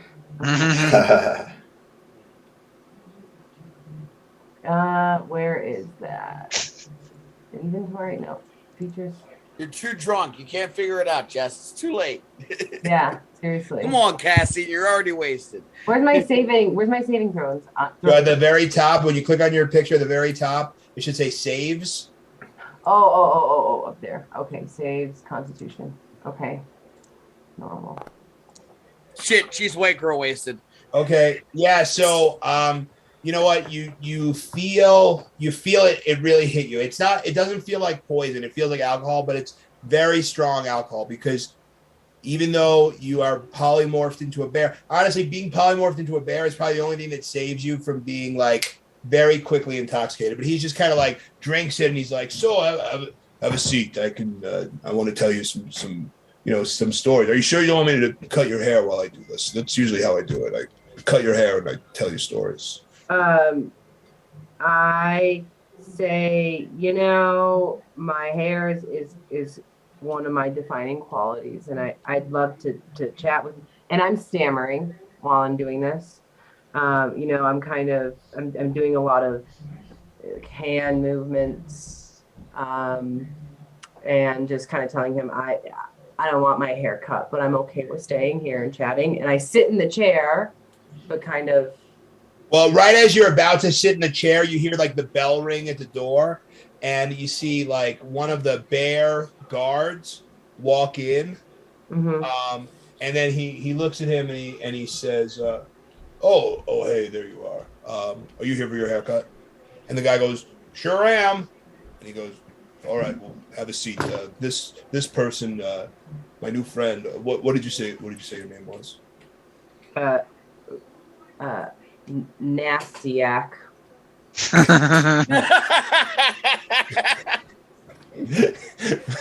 And he says, Perfect. Nasty. You nasty. That's an interesting name for a bear. And then, so now there's this guard in the room, so you need to make a stealth check. Okay. It was real-time quick thinking. It was good. Make it with advantage for your real-time quick thinking. Of my name? Yeah. It's just Cassia backwards. I know, but like she Yeah, that's phonetically good. was like working it out right there. And just for the people watching on Twitch. Oh, yeah. You're critically stealthy. So then the guy goes, Nastiac, huh? I don't know how anybody couldn't perceive that as brilliant. And he hops in the chair, and then the guy, takes the little blanket and puts it over him. And he kind of, Whoa. like, Time out. He doesn't go Nastiac? The Nastiac? All right. and he puts the thing on his hand. He's like, and then he's like, and now he's got like this fully automatic hair. He says, so Nastiac, and he's like, where are you? Have you lived here in town long? In and out. I'm from an area very close by, and neither here nor there. You know what I mean? And then the guard turns. He goes, that's so funny. I'm from an area close by too. And he's like, wow, small world. What a small world we live in. That is just such a thing people say. And then he's cutting hair. He's like, so are you what is it that you do in the city? A little bit of this, a little bit of that. I'm still drunk, right? Make a deception check. I'm still drunk. A little bit. And Okay. you're incredibly stealthy. So I would just want to make sure it's obvious at least to the barber that I'm like, but that. Yeah. So let's see if you can deceive him with your Is that deception? Don't make the DM make you roll with. So he kind of looks at you with squinty eyes after you roll a nat 1, and he says, and he's not sure if he should chalk it up to the booze or if there's something fishy about you, but he says, why don't you have a seat, and we could just chat. Maybe I can regale you with some of my tales. I say I'd love that, and I sit down. No, I love regaling people with my tales. And he kind of slaps the bear guard on the back. And he says, which one's your favorite? I'll tell you your favorite first.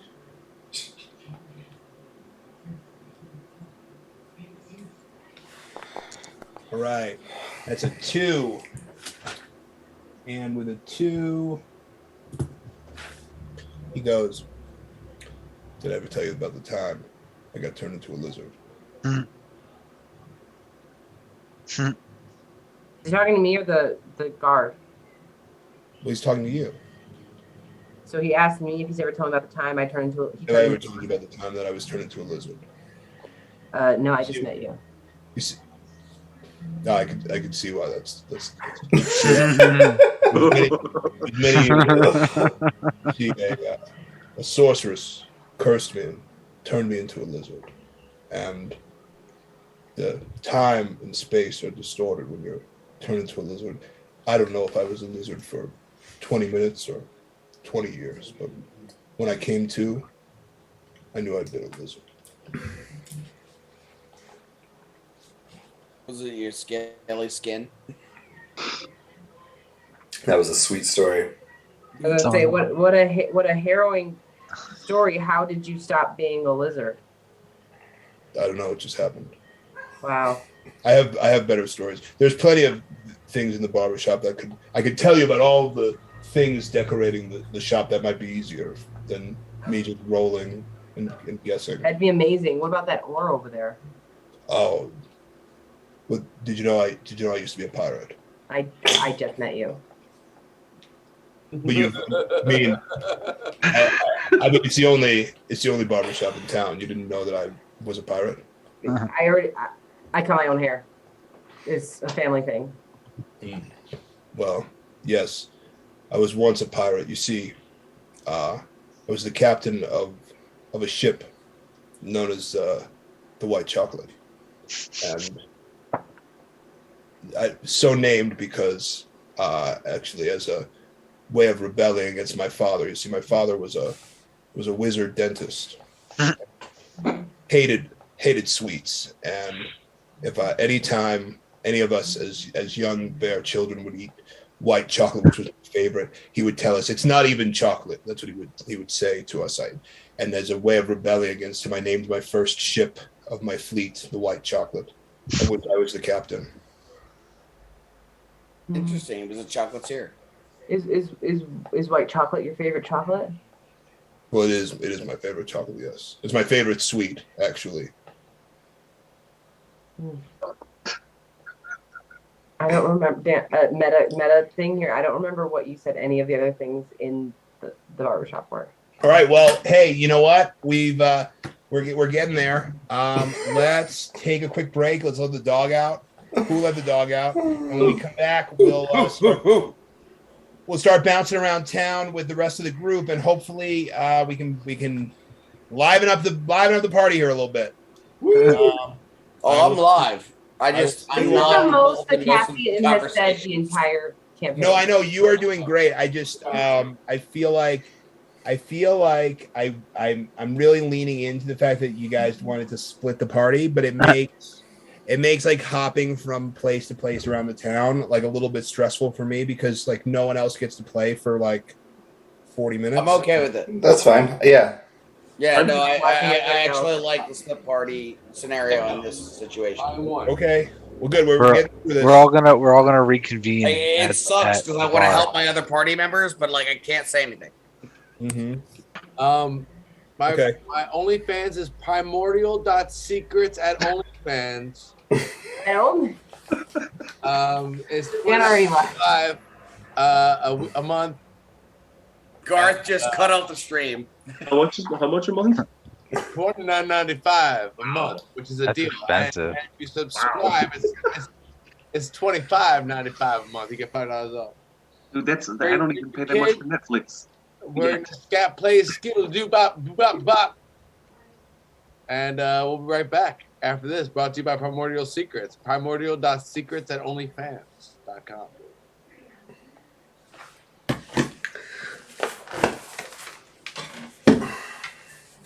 Echo, stop. Echo, play It's Raining Tacos.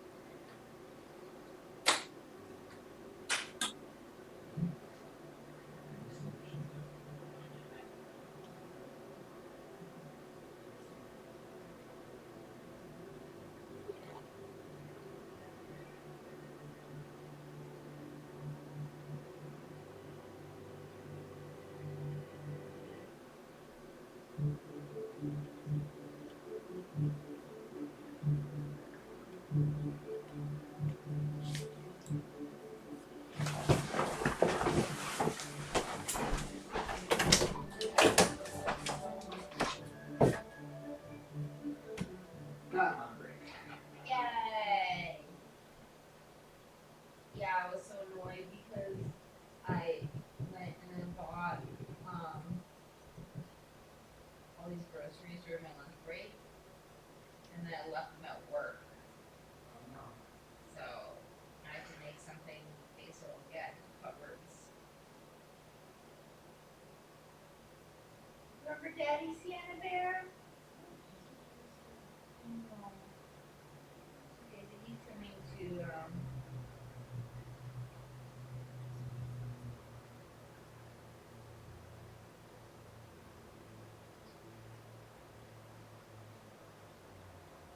for her. How's your waffle taken? Echo, play It's Raining Tacos. And we showed macros. She's acting weird, you know?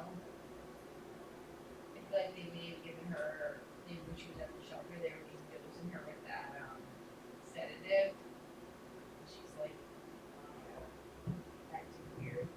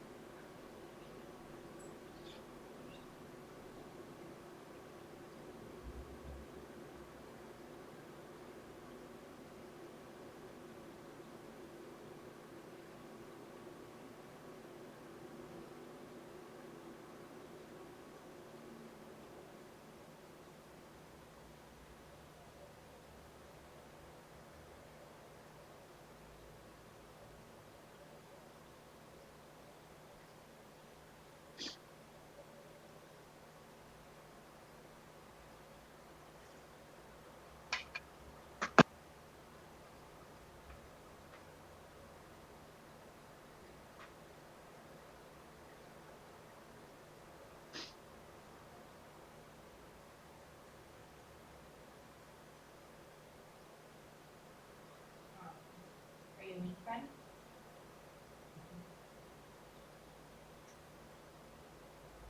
There's some little chicken nugs. You can make her a couple little chicken nuggies and gravy, everything.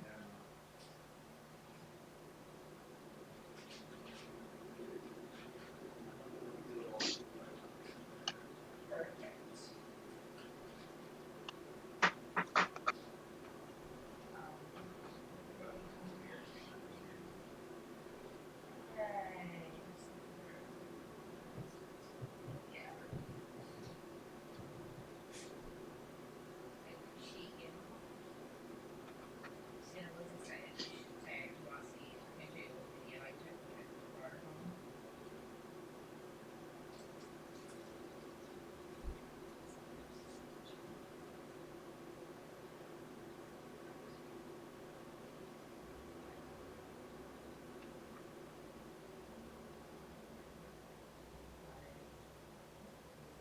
Good too. Run around.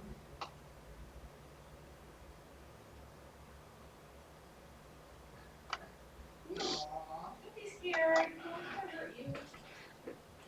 She's just scared I'm gonna take her away again. I know. Since I was the one that dropped her off, maybe she just has more bad memories of me. That part can be so. Yeah. I love you. Oh, good.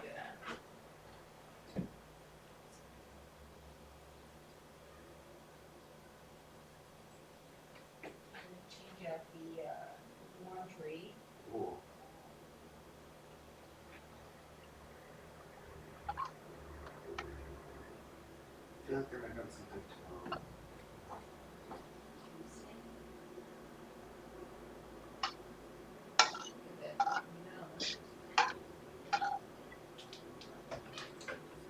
Maybe there's nothing. Saturday. Yeah. That's fun. At 5, so 2 hour drive. I mean, you just like go 5, 8, home by 10. Yeah, I know. I mean, it's doable. It's just a lot of driving. Kind of creature. Well, yeah, we feel like this. Yeah, it'd be nice to go up there, but yeah, it's a much. All right, Gorgo. It's like a housewarming party, so it should be a good turnout. Totally. Plan. But then, you know, Now that it's changed. I know. someone has to drive. It's not the same as Garth. like Wait, 15 what's minutes happened? home, Yeah, like, I know. driving No, I'm 2 saying what's hours our home, you have to, plan going to be? Nah, I wouldn't won't have any. What's the plan plan at gonna be? all, just because I can't hear you. There's some screaming going on in the back. Such, Yeah. Hold on. drive. But it's okay. Yeah. Yeah, I can't mute it. Alright. They're awaiting me. Oh, the bronze. Yeah. Alright, buddy. Shane, Yep. Alright. this is the play. Me and you are going. I'm gonna toss you the sword, and I'm gonna tell this guy behind the counter that you are a master refurbisher and repairer of weapons. And I can identify all weapons, especially that giant hammer across the counter. How are you gonna do that? I'm going to tell him I would like to purchase that hammer because I've seen it before and I'd like to have it. Well, And why is he I'm gonna going give to you at a decent price? I'm going to guess that it's going to cost more than we have. I'm going to tell him. Well, you have to find that out. That's the thing. I'm critically persuasive with the kid, and the kid's going to help me get a discount. We can try. I don't recommend, though. I mean, it depends on whether Dan's bluffing or not, but I don't think We're not fighting him. I'm going to ask him if I can buy this hammer from him. If he says yes and we can afford it, we'll take it, and then we'll just grab the package and the hammer, and we'll go over to the strip club and we'll have a blast. Now, why the hammer? Hope it's a sword. What other weapons were there? That was. I mean, that's pretty much it. Weapon, the hammer and sword, but were they both two-handed? Yeah, both were two-handed, but one's a hammer, and I know someone here uses a hammer. Okay, no, I just didn't know if they were both heavy, You like use a two-handed hammer. weapons. You use two-handed weapons. Do you have a killer weapon? You have Me? two-handed weapons. I'm a wizard. I don't use weapons. I use spells. I said Shane. Oh no, I don't use. No, I don't have a. I have a James more of a doesn't matter caster like because me. He's a right, medium I'm a fighter. caster. He's a medium. He's like a medium fighter and a medium caster. Yeah, like- I'm full caster. I won't You're full. use You're my full. weapon unless I have a spell. Melee. Well, I'll find out if that hammer is more powerful than my hammer now. And if it's not more powerful, I'll get the sword and Shane can have it. No, I can't wield it. It doesn't matter. Oh, then. No, that's why I wasn't asking. I was just saying, do you know the difference between the two? Because one of them might be better, just in general. I think there's another weapon there too. We have to find out what else. I mean, that potion of clairvoyance doesn't sound terrible. What is that? But that's not the point. What is on the potion? I say we get the hammer. We find out the hammer is better, and then we'll find All out. right, we're back. Hello, everyone. We're back to primordial.secrets.onlyfans and the card. Smash that subscribe button. Yeah, hit subscribe if you like. Virgo, Thaver. I understand exactly what you're saying, and that would have been really useful for me. What, my OnlyFans? That's it. All right. Over, please tell me you understand what I'm saying. Yeah, I just think it's. Okay. Gorgo, why the hell are you over there? OnlyFans is for everyone, even the children. Okay, that's not true. Okay, we're back. No, it's not true. Right. But yo, come on. All right, Dover, who's next? please Who understand what I'm wants saying. next? I believe we need to stop at the pawn shop next. We have an idea. Well, I'm still in my place, and Cassian's in hers or his, and Dismas is still tracking. So you two are in your place, and Zeke's in his. So that's where we are. We are literally fractured into 5 parties right now. Okay, great. Dan, what do you want to play first? Well, I really want to get back to the barbershop because that's my favorite character that I wrote for this week, but it's okay. Well, like honestly, dude, you're the DM. Let's So go for it. take us where you want us to go. Let's go to the pawn shop. Let's go to the pawn shop. All right. Gorgo and Thover are still talking to the owner, and Thover is looking over the sword. I passed him the sword to look over it. And I tell the pawn shop owner, Thank you, Yogi. I hand him the sword, and I tell the pawn shop owner, it's like, my partner here, This is he's me. the most rootin', tootin'est, repairingest, refurbishing bear person in the land. You need anything fixed? I'll start looking over the sword like with a fine-tooth comb. Wait, over or Shane, say it again. I said I'll start looking over the sword like I'm looking over it with a fine-tooth comb. Oh, I thought you were licking it. No. Also, that's how he does it. Wait, do you have any? How bear people do it. Are you? If he's casting a looking spell? over it appropriately enough, he is. No. Oh, okay, If it's not broken, I'm not casting a spell. okay. Identifying the weapon. Well, but are you identifying it? I don't have identify. Okay. So you're looking it over, and he looks at you and he says, "Hey, you got one of those magical identification powers?"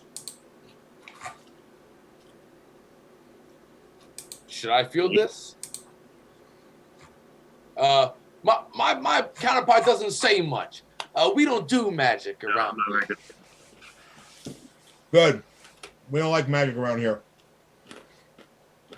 And I do know that hammer off the wall, but this sword right here, we need to have it. Okay, great. It's 250 gold pieces. Well, your son and I, we go way back. He knows me, I know him. He knows that's not the price. Okay, the son pipes up and he goes, "Dad, I've never seen this guy before in my life." I'm really persuasive with him, aren't I? Yeah, but you haven't like mind controlled him. You just persuaded him to let you into the pawn shop. He's like, "I just met this guy 5 minutes ago. I don't know what he's talking about." And then the bear leans over and he says, "Hey, why are you lying? Why? We're bears. We're not lions." We were drinking before we walked in here. Dude, do more karate moves. Do more karate moves. Yeah. So we're gonna take our parcel and get on our way. Wow. Thanks a lot. Okay. Don't So hurt then, us. We'll be back. The young bear comes around the side and he sort of pulls open the heavy iron door so that you can leave. Did I notice that there was a lock on the door? Yeah, there's multiple locks. This is like the most secure building in the whole town. Everything's like reinforced with like thick iron bars, and you know from your experience as a strong person that it would be like next to impossible to break into this place. When I was looking into the place earlier, I noticed that there was the back room that was open. Was there any sunlight coming through a window? Nope. Okay, perfect. We're out of here. We're going to the titty club. Bye. All right, great. You guys Way in, leave. one way out. All right, you guys leave and you make your way around town. Let's roll a D100 and 12. You make it to the honey pot unnoticed without any incident. And the honey pot is here, and that is where you will wait for the rest of the party. All right, next up is Ezekiel. Ezekiel, you actually no. Next up is Dismas. So you are following. You're still following Dudley, and he's still inside of this building, and then he walks out of the building and kind of heads around the side of the building. Okay, what does the building have any signs? Do you think it's It does. I'm so happy you asked. And you also recognize it from your map. It is Bork's ranged weapons and projectiles. And it's got a big wooden sign hanging out front that shows like a throwing knife, kind of like piercing like a simple target. Like, Mm-hmm. Okay. I would take note of that, and maybe is the door open? Is there like a window I could like just kind What of can casually Favor glance see? through? no, I mean the door is Favor see. closed. Is there but it's anything like- that Favor can do in help an investigation? There's nothing Favor can do to help with an investigation here. It's just a regular store. Like you can go in. Okay. I want to keep moving. Okay. But like I want to like look in the window perhaps, or Okay, just- great. So you look. So actually, I'm glad you said that. So you look inside the window, and you you kind of glance. I guess make an investigation check. I use favor to help. Okay, and favor kind of swoops down, and she kind of lands on your shoulder, Garth, and she's kind of peering into and kind of mimicking your movements. Not a great one. Okay, with a 13, yeah, I mean you can kind of see inside. There's a counter. There's a bear behind the counter. You see, kind of some stuff hanging on the wall, but it's really tough to make it out. And you're nervous too because you want to keep eyes on Dudley. Dudley's moving. Mm-hmm. Okay. Then I continue tracking him. Okay. All right. What do you want favor to do? You know how to signal him, right? I just wave him away. Okay, and so now he makes it into this park, and I this think park I'm- is like packed with bears. So he's kind of like walking through like crowds of bears, and most of them aren't like really moving in any direction. There's bears kind of like hang out, but the place is just packed with bears. So it's kind of tough to like, is that him? Is that him? So yeah, you got a tough survival check here to keep tracking him, but you can make it with advantage. Wait, is Dudley a bear right now? Yes. Yes. Okay.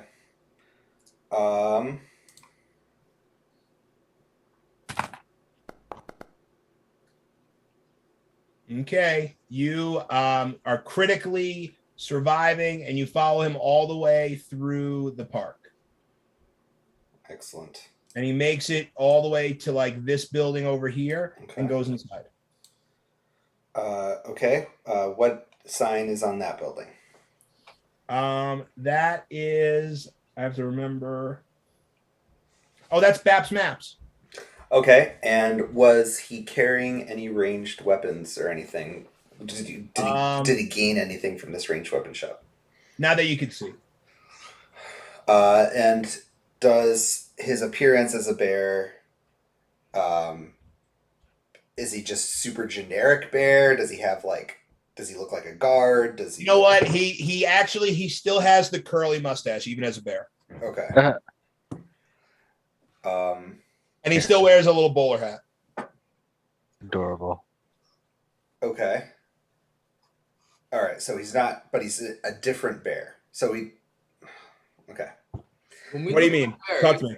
When we're bears, do we kind of have our own facial features and You characters? do. So when you're a bear, think about like, and this is me talking, right? But think about like your DNA being like a long string, like the very first line of your DNA that says make this person not a bear was changed to make this person a bear, but it's still like whatever like random number generator created you as a person, just created you as a bear. So like each one of you look different. You don't necessarily look like yourselves. Like you don't Gorgo, you don't look any more Gorgo than bear, but you look like a completely different bear from Ezekiel. I have like a spike mohawk coming down of bear hair. No, barely noticeable. More like kind of like tough. Barely noticeable.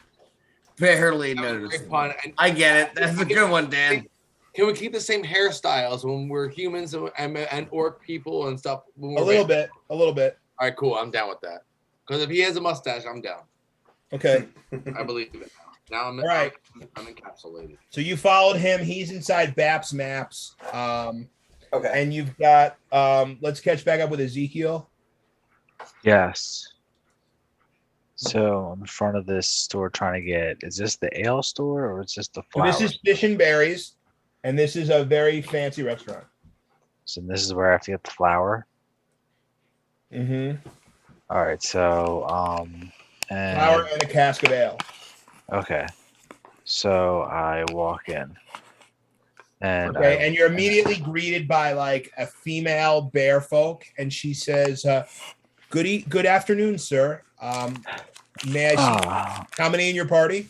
It'd just be me for this evening. Yes. Okay, do you have any preference of where you'd like to sit? What are my options? No. Well, you can sit inside, or you can sit outside on the patio, or you can sit This motherfucker has a mustache. He does. You can sit outside on the patio. You can sit inside at a table. You can sit at the bar. I like to sit at the bar, please. Okay, great. So she pulls out a stool for you and she brings you like a full set of like really nice silverware and a plate and like a cloth napkin. And then the bartender kind of turns around to you and he says, what do you have? Your finest ale, please. Well, great. And he pours you like a big mug of ale and he kind of plops it down on the counter and a little bit sloshes out onto the counter and he says, never seen you in here before. What's your name there? My name is Art. Art Vandalay. I see. Make a deception check.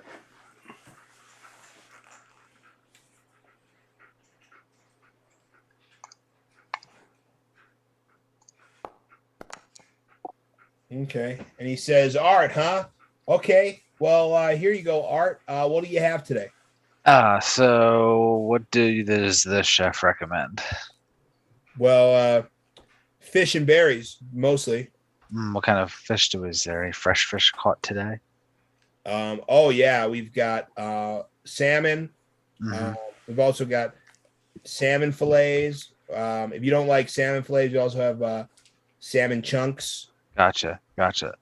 Now, do you have anything to like coat them in? Maybe like fry them up a little bit, like some flour to toss one in? Gosh, I don't know, man. Whatever they have in the kitchen, are you a chef? Are you like a chef? Yeah. Actually, I'm actually a chef now, a food critic. So just Food critic. yeah. Wow. Make a deception check. Come on, Gordon Kind of, Ramsay. but I want to persuade them not. Okay, well,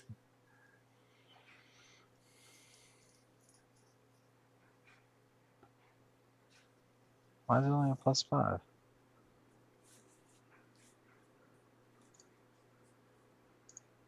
Are you not proficient in deception? It should be a +10.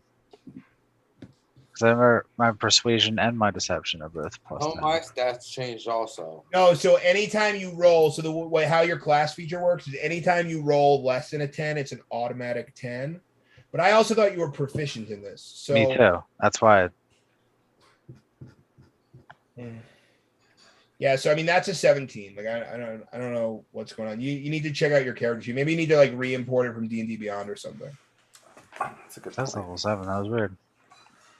Let me refresh it. But okay.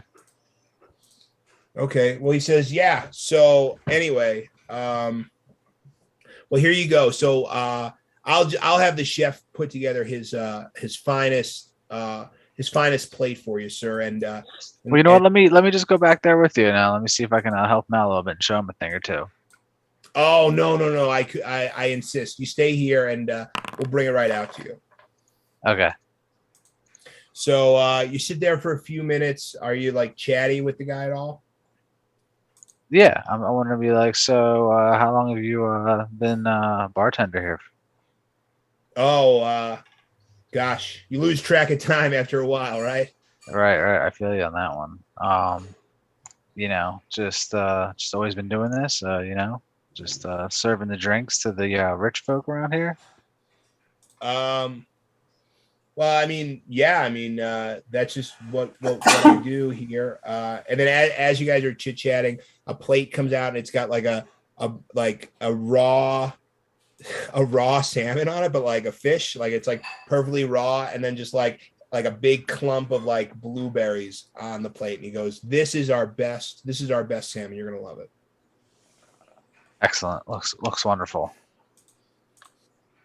And he takes your silverware like off the table because obviously you don't need silverware to eat a raw salmon.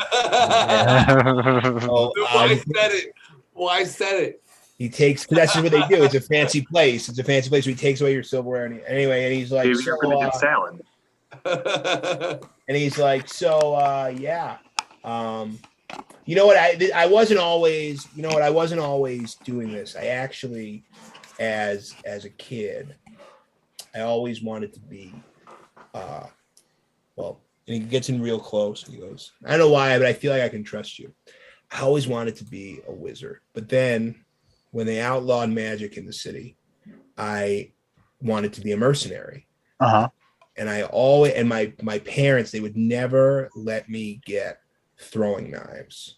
And all I ever wanted to do was like be a mercenary and like do a heist and like all sorts of like cool mercenary stuff. But you know what? My parents didn't let me follow my dream, and now I'm here, and I love what I do. I get to see a lot of faces, but I always just wonder, what if I would have gotten those throwing knives and I could have been a mercenary?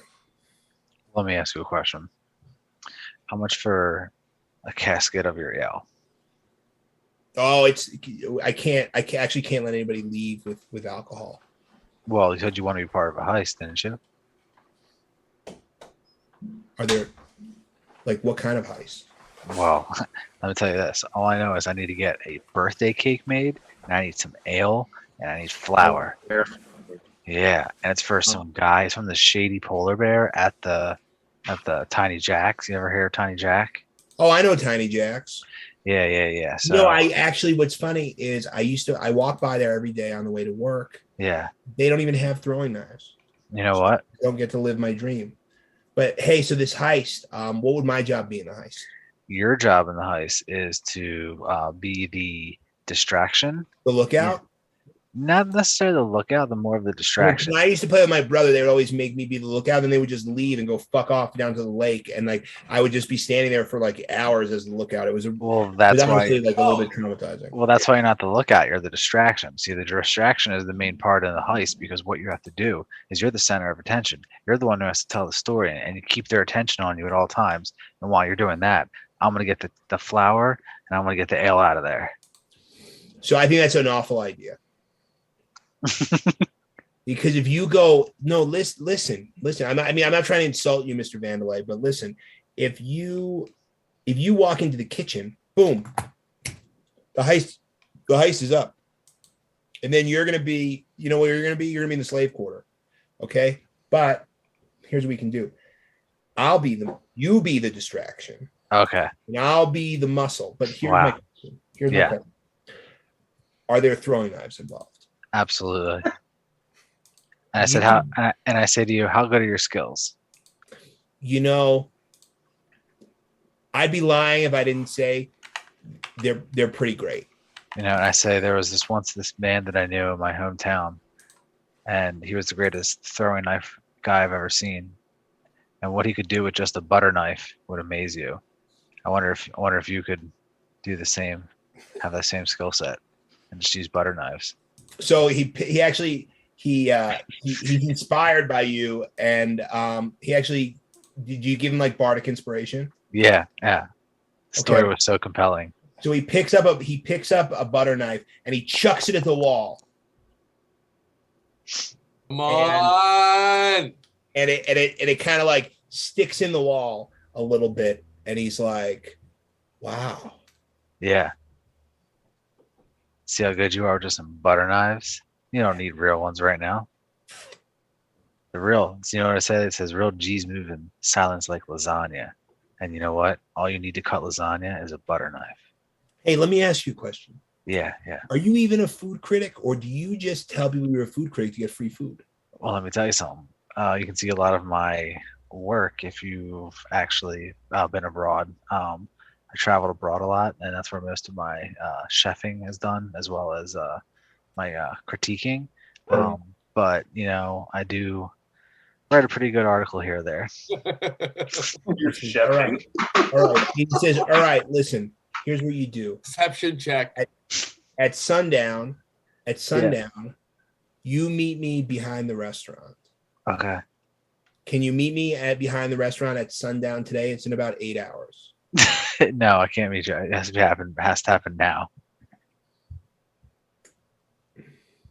And I say to sweeten the deal. My boss will see me. How about tomorrow? Can you do tomorrow at 8 p.m.? And then I kind of like flip him a two gold coins. I go pshoo pshoo. And I said, "There's plenty more, but we need to make this hurry. We have to do this right now." Make a persuasion check. It's got to be a good one. This is a make or break roll for you. Wait, is this a 19. restaurant? Buy some. 19. Just buy some things. 19. I did. 19. Bought a salmon. 19. Oh, So- okay. So if I Nine- use second plus 10, porch. it'll be 29. okay. My So with second 29, he goes fine. I may never get to live my dream of having real throwing knives, but meet me out back in 20 minutes. Okay. He kind of disappears in the back. Do you eat the salmon? Yeah, I did eat the salmon. How do you eat it? So what I did was I used because I have bear claws, right? So I take it with my bear claws, and I gave it like a sniff, like almost like I'm sniffing like a fine wine. I kind of whoosh it around a little bit first, and God. and then I just kind of almost like I'm catching it like it was flying in the air. I just go at it like that, like Now that. make a performance check. Yeah. Nice. Yeah, so people in the restaurant start like whispering and pointing at you and going like, I think that's the food critic Art Vandelay. Like your name starts to like spread around town, and then what do you do? Awesome. It's been You about know. 15 minutes. So I head out back. All right, great. And you're behind the restaurant, and man, for some reason behind the restaurant just smells like shit. Just smells like absolute fucking shit. Like it fills your nose holes, and you're just like you can almost like choke on the stench. And you see this guy whose name you didn't even catch, standing there, and he's wearing a mask like around his bare head, and Awesome. he's like holding under one arm a cask of ale, and under the other, over one shoulder, like 2 sacks of flour, and he's like, and he leans over and he goes, "Here you go. Yes. Here you go, boss." And he winks at you.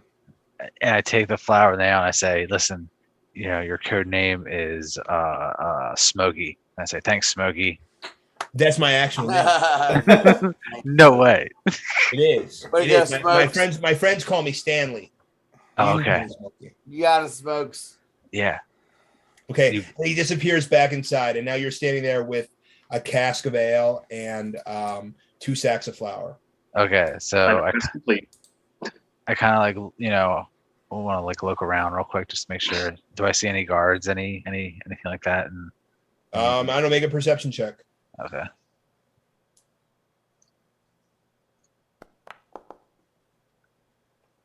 Yeah, so there are guards. There are guards all over the place, like kind of like roaming in patrols throughout the city. But if you're careful, you can avoid them as you make your way back to Betty's Bakery. Betty Boy's Okay. Bakery. The honey pot. That's what I had to go back to the bakery. Okay. I can't pass this on making stealth checks, but whatever. 8. How many stealth checks have you failed? That's probably my third one right now. Oh.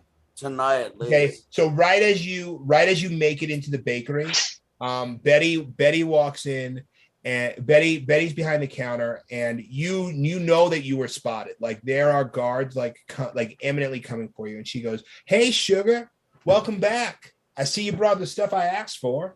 Yes. I said, "Betty, listen, I need you to make these cakes for me, and no matter what you hear, you just say yes." And just agree with me, and I throw her like 30 gold coins. And I just say you just listen, and you just smile, and you just say yep, and you just agree with me. Intimidating. No, not intimidating. This is like, I want her to be cool with me. I want to scare her. I want to be like, And then she goes, "I don't like where this is going. I thought you just wanted cakes." I do just want cakes, but some of these guards right now are gonna harass me because they, I don't know if you know, but they were Oh, like, you poor thing. The guards are harassing you. yeah, they're gonna be coming in the store. Quick, go in the back room. Oh, awesome! Thank you so much. And I go in the So back she room. opens up like a big chest, and it's like a chest freezer. Oh no. She opens it up and she's here. Hop in. I've seen this documentary. I don't know if I want to go. I go. I'm not going in. I'm not jumping in there. I'm not doing that. No, It's the only way. It's the only way you can hide. no, I'm not going in What there. about the closet? And she opens up a closet, and like a bunch of like brooms and mops like fall out. She's like, "Hide in there. Hide yourself." I want to inspect the door. Is it like a steel door? Is it something I could break down? Make an investigation. Christ, we are some unbelievable motherfuckers. Oh, it's my worst one. Do I have to make it? Can I make a perception check instead? No. Alright. No, dude, You're trying to perceive something. You're trying to investigate something. Oh, I'm Yeah, not. just look at How a much regular, more do you wanna regular piss ass off wood the door. DM? You're fine. Fuck. It's a door. All right. Quick. Yeah, you've got about 2 seconds to make a decision. All right. All right. I go in the closet with the brooms. And then right as the closet door closes, you hear out in the front, you hear like, hello, I saw somebody come in here. Betty, did you see a bear come in here? A bear? And of course, because she's me too, she goes, why no, I didn't. I don't know how I could have missed her or him or it.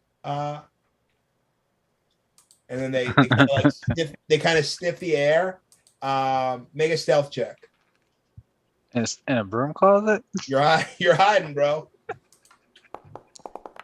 Come on. Uh-oh.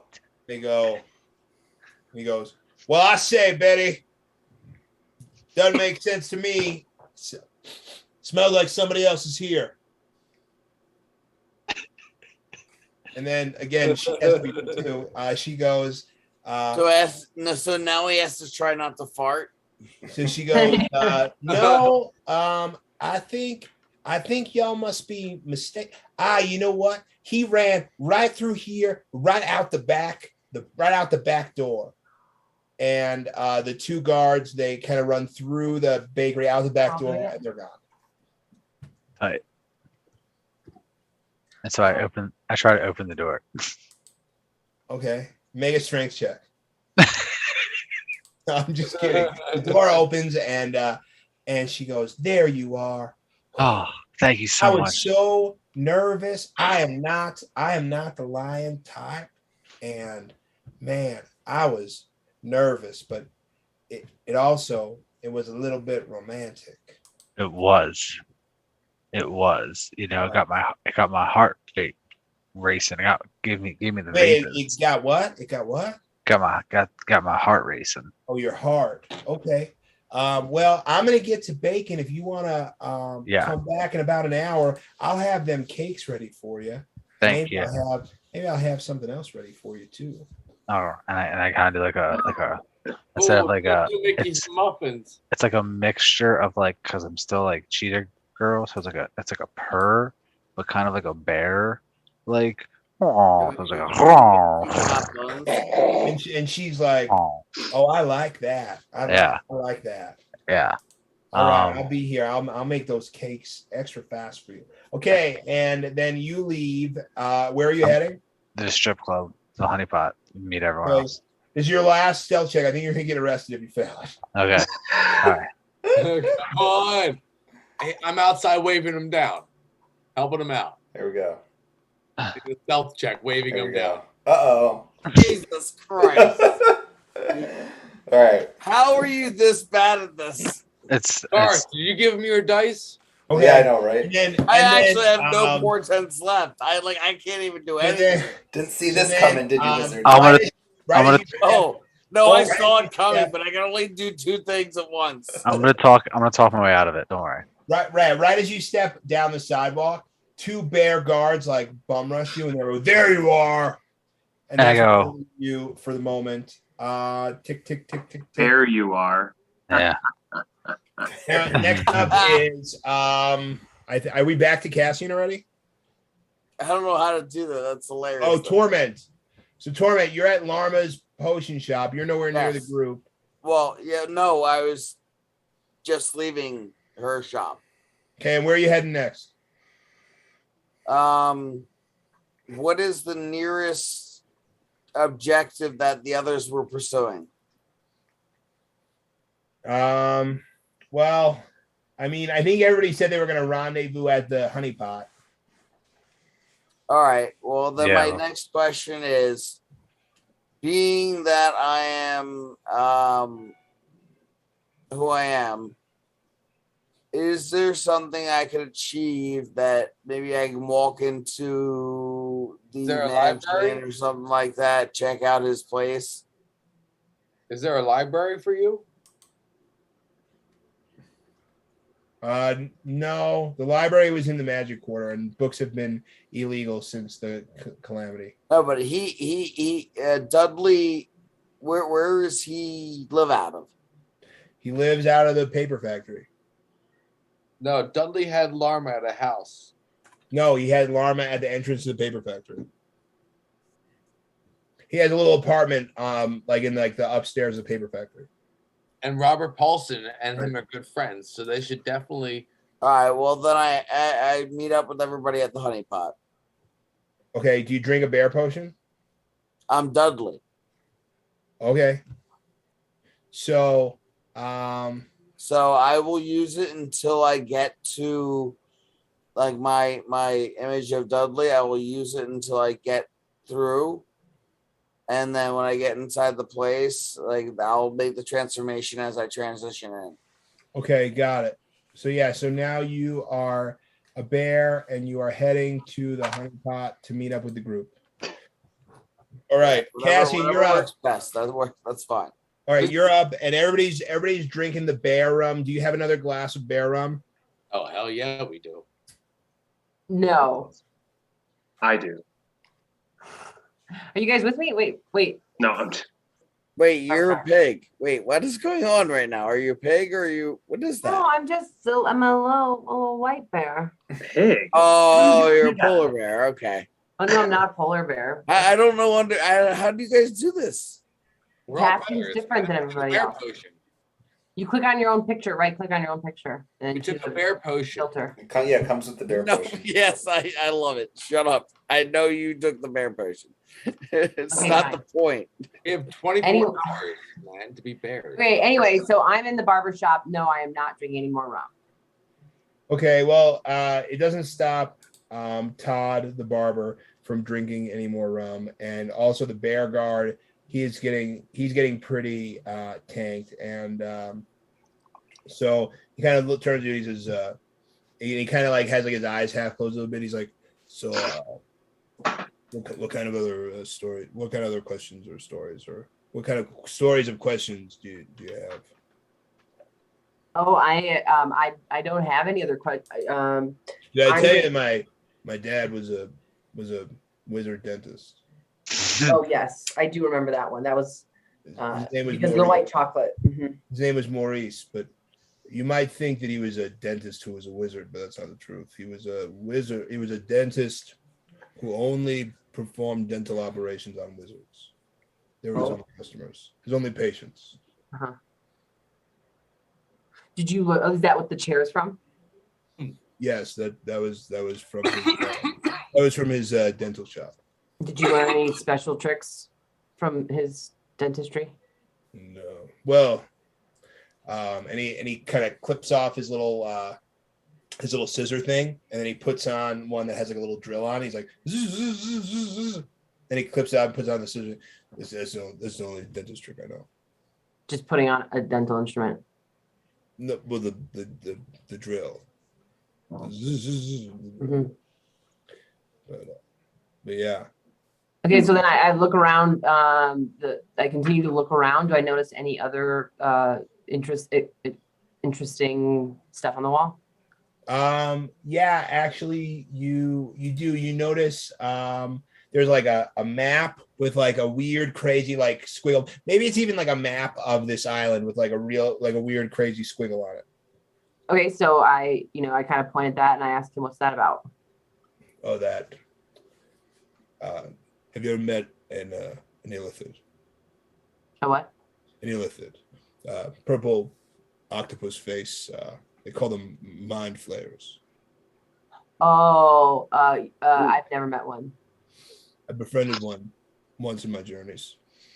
His name was Professor Zorgon, and he had this magical carriage that moved without being pulled by any creatures, by its own propulsion. And we went on a wondrous, marvelous journey all around the realm here, and we met the most fascinating people in the caves on the north side of the island. Do you know what types of people they were?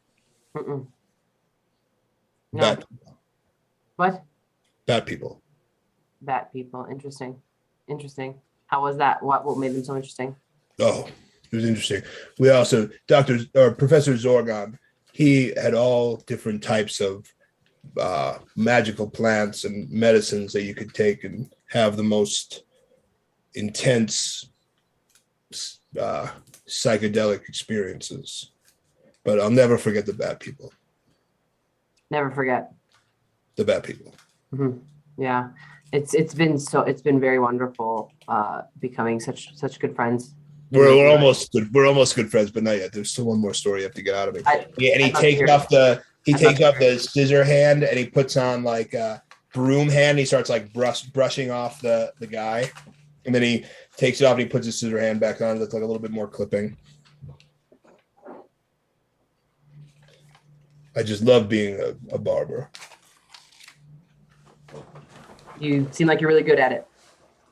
I am. I learned in my pirate days. Notice I say pirate, bear pirate, a pirate. Right.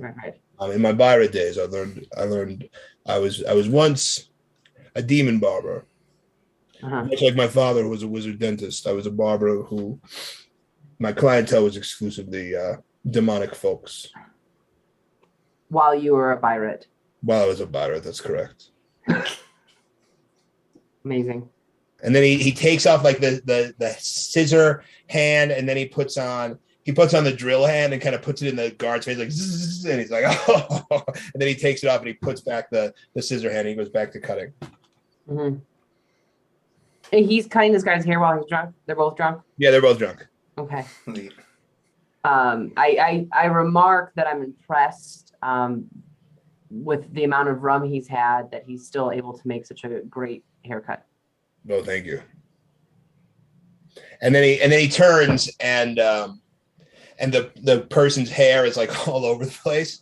And he's like, I gotta tell you, one time I had a customer tell me I was the worst barber he'd ever heard of. And I turned and I said, but you have heard of me. But you have heard of me. Mm-hmm.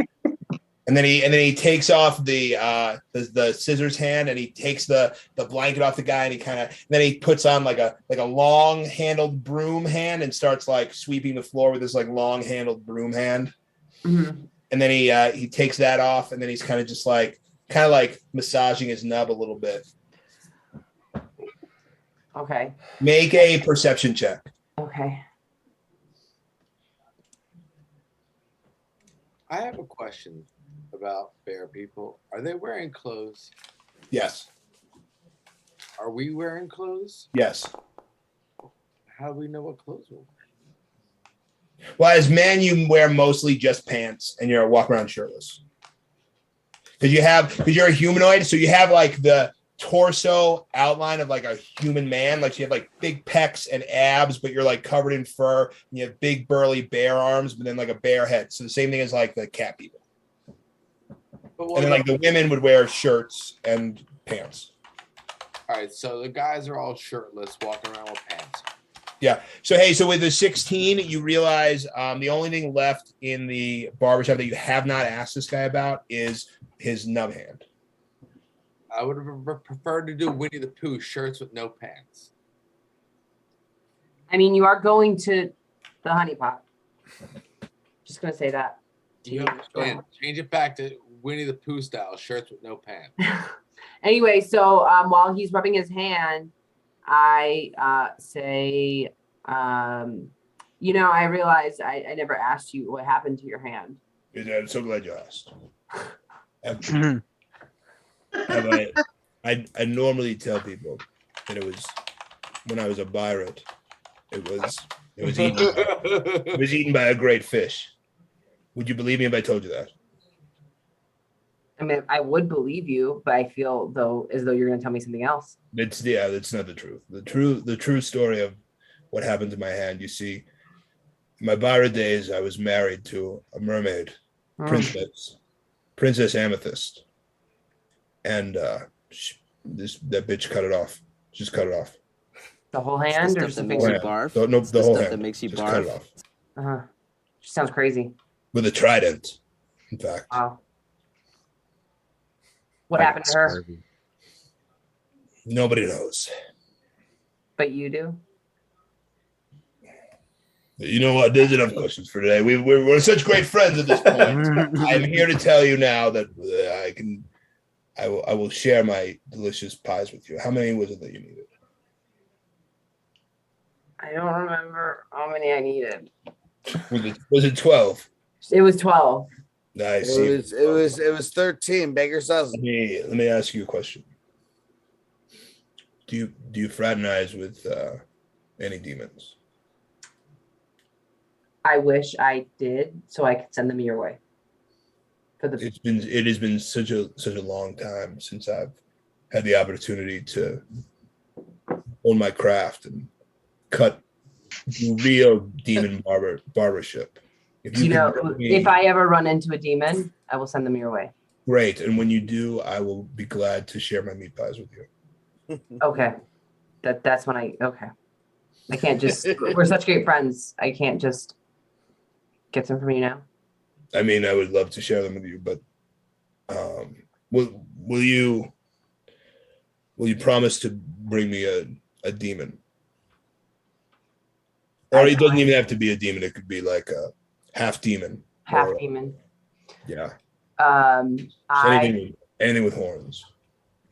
Really angry goat. No. It couldn't be a goat. It has to be something from the inspired by the divine hells.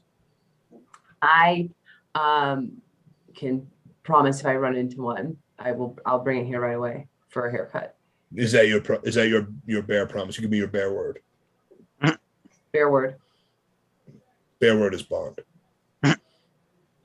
And so he goes in the back and he comes out with like a white paper box. Like there's so much paper floating around this town. It's like a white paper box with like a red and white little string tied around the top, and you can feel that like the box is warm, like these pies have like just come out. And he hands them to you and he says, "Nasiak, I want you to know I value your word." On my honor. He hands you the box, and then the bear guard leaves, and you leave with the box of meat pies. Great. Well, I mean, I wait for the guard to go for a little while, and then I leave. Oh, you're still here? Did you want to hear more stories? Not. All the rum is gone. I require more. Gone. I require to finish. And then I leave. Okay. Well, thank you for coming. And then you leave. So where you go next? How long has it been? That's a great question. So you were in the barbershop for about 2 hours. So you've got about an hour until you turn back into an ASMR. Okay. So and how far away am I from the map making place? 10 minutes. Okay, I'll walk over there. Quick 10-minute walk. So you walk in and you walk into the map store and you see Bap kind of like sitting at the counter, and that's when we will flip the script to Smart Gorgo and Thober. All right. Hey, it happened, Captain. Gorgo is holding a big old basket. It's like a chest of sorts under his arm. What is in the chest? Was it? What's in the chest? It was the parcel Package. you got from the. Oh, parcel. yes. I'm sorry. We haven't opened it. Naples We haven't Naples opened it yet. parcel. Okay. So you get to the door and you actually see a familiar face. You see not a bear person, in fact, but you see a tall, hulking tiger person with a big scar over one eye and like a bandage wrapped hand where he lost a hand. And you immediately recognize this person as Zexar. Wow. Immediately recognize him. Oh, does he recognize me? Can he see through my bear potion? He cannot. And he says, "Hello, gentlemen. Can I help you?" Oh, yeah, you can help us. We're coming in here. We want to look at some girls. Am I right, Boo Boo? Yes, Yogi. We're coming in. You want to let us in or what? Do you possess any weapons? Not at the moment. What's in the package that you carry? We're delivering a parcel, but we got lost on the way. And I wink at him and curl my mustache. It's hilarious to watch him talk with that thing on his face. It's hilarious. The bear faces. The bear faces are killing me right now. Like, it is just hilarious. He says, Ooh, yeah. okay. We're here to party, but I have to drop this off afterwards. So don't let me leave without this. Okay. I gotta mute myself. You can enter. You can enter. That's fine. And then you walk in. Boo-boo. You walk in and you see the lights are really dim. There's like a blue light over the whole place, and you see behind the bar you see a bear standing there in a red shirt, and he's kind of waiting at the bar for you. And then over to the right you can see a stage, and on the stage there's not a pole, but there's actually like a unicycle and a bicycle and some like gymnastics rings hanging from the ceiling. And then he says, hey, what's up? Hey, we're here to party. Boo Boo, I throw Boo Boo some cash money and make sure the bouncer sees it. I'm like, Boo Boo, go have yourself a good time. Happy 21st birthday, my brother. You know what, Yogi? I'm going to go get us a picnic basket. Grab me a drink while you're there. I'm going to have a party table. I'm going to sit in the back. I'll take a bottle of your finest wine, please. He says, okay, that's 10 silver. Sweet bear wine. And silver here. Just give him one gold. No, I flip him 2 pieces of gold, and I ask him to show me to the table himself. So he does. So he comes around from behind the bar, and you kind of stepped on this punchline, but he's got no pants on. His big bear dick is like swinging as he walks, and he escorts you over to a table, and he says, "You fellas came on the right day." Not yet. What day is it? Not yet. Well, it's Bear Day. Oh yeah. Bear down for midterms. And then can I take my pants off? You can do whatever you want. Gone. Pants off. You're a bear. And as you guys are sitting there, like more bears come in, including like a crowd of bear guards. And then that guy, and then Winnie comes back around, and he says, he doesn't say much because if you remember, he actually has a hard time speaking common. But all the phrases he said to you at this point are like ones that he has memorized, and he gets right most of the time. But he says, so, and he's kind of like pointing, like, often come here. I say, Winnie, I have message for you, Winnie. Yes. Dr. Maple. Dr. Maple? Yes. So he takes the message and he unscrolls it and he kind of looks at it and he almost gets a little bit like emotional. He kind of like holds it to his chest and then rolls it up and he says, Dr. Maple. Message back. Oh, no. Message is for Winnie. Me. Well, for me. And then he puts two bottles of wine down on the table. He's like, please help yourself. Oh, the 2 bottles of wine. Gorgo stands up and says, oh, yeah. He's like, Yogi. He's like, boo boo. He starts pouring all over us like we're in a fucking bachelor party. Wow. And then like other bears start coming in, including like a group of bear guards, and they all kind of notice your like ruckus, and they look back at you. Do the people on stage see us? There's got to be other bears walking around working the floor. This is a club, right? So yeah. Well, interestingly enough, first of all, a male bear walks onto the stage, and you hear over the announcements, you hear some voice going, first is welcome everyone to a special presentation of Bear Night here at the Honey Pot.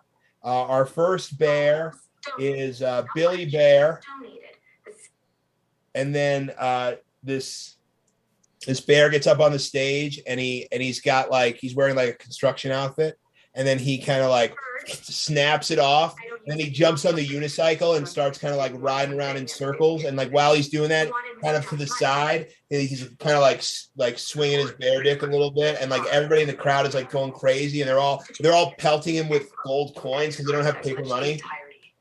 Oh, guess what? We're going to the stage. Come on, Boo Boo. And I grab Boo Boo by the paw, and we run over to the stage, and we start throwing coins over at Bear 2. All right, we'll play along. Oh, yeah. Then he gets up. Now he's standing on top of the seat of the unicycle as it still goes around in a circle, and he's doing a full-on helicopter. And all these bears are kind of crushing the stage. And he's using his helicopter to propel himself around the stage. Are we hurting him with the coins? Yes. Good. No, I'm just kidding. No, you're not. All right. I want to try. I'm coming on stage. How long do we have? My pants are already off. Is there a pull? So as soon as you get to the stage, you see Zexar kind of start beelining for you and running, charging at you. And I give him the hold up, Daddy. Ow.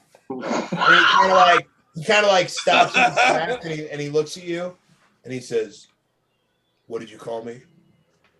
I said, Daddy.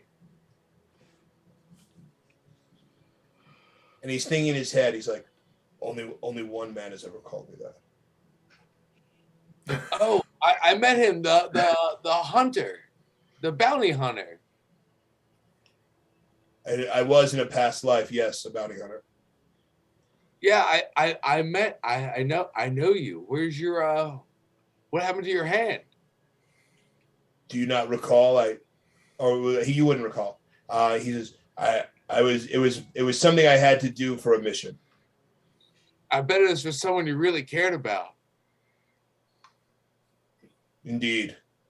I bet they weren't acting like an idiot and making you have to cut your hand up to show you meant something to them at the moment. In fact, that's precisely what didn't happen. Oh, I don't know about it either.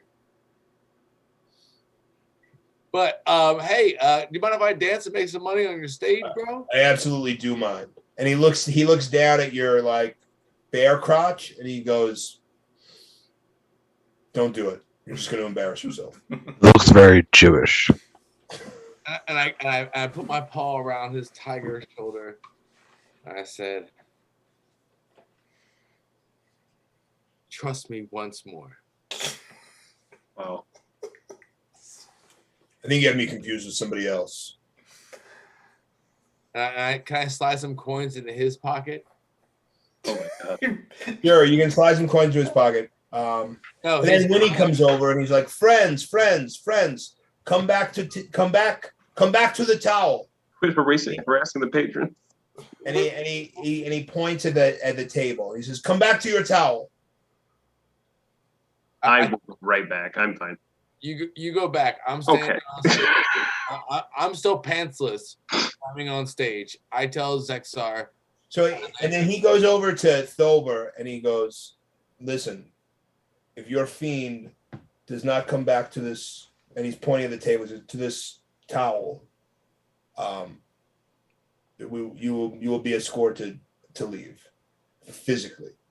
I'm on stage, pantsless. I'm yelling, "It's Boo Boo's birthday!" I'm spraying the champagne all over me, still pantsless. Hey, Yogi, you've reached your peak. Come on back. And then at this point, all of the bear soldiers are kind of getting annoyed, and they're kind of looking at you. Make a stealth check to see if they even notice that you are not a bear. Oh, me? Make a stealth check. All right. It's supposed to be +5. Ooh. Okay. So you're very stealthy. They don't notice that you're not a bear. Are you going to sit back down at your table or what? I'm gonna collect the coins off the floor. You may have forgotten that you are actually here for a reason. Yeah, I'm talking to Winnie. Okay, so he's at your table with Thober. You have to come back to the table. I'm collecting the coins off the stage, and I'm walking over there. So let me collect Yogi leave coins. Okay. coins, and I'm coming over there, and I'm gonna hold them there in a papoose. Okay, you collect 43 coins. Yeah. All right, and I go sit back down at the table, and I stack the money up. And I'm talking to Winnie. I say, "Woo! We're here for Dr. Maple. Dr. Maple says you can get us some porcupine. Is that true, brother?" I do not know about that animal. Dr. Maple. What kind of animals do you know about Dr. Maples? I do not. My dear sweet Dr. Maple. No, he is animal expert. Creature expert, they say. Creature.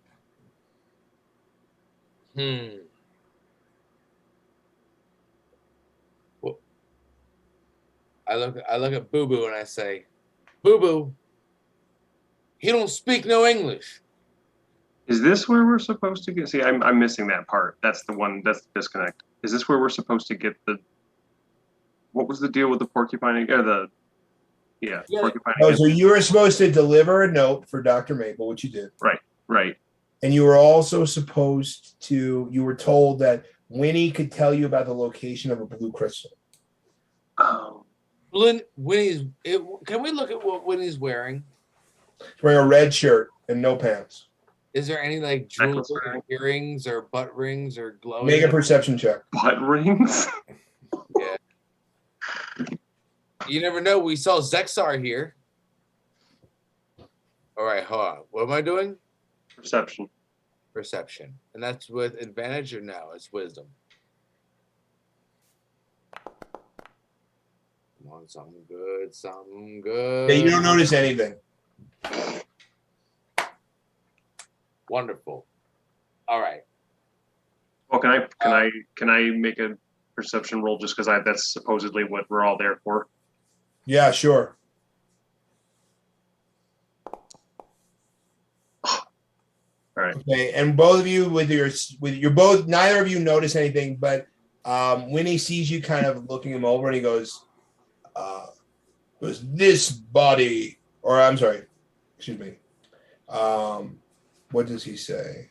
He says, "I am off limits, unless you anger your friend Dr. Maple."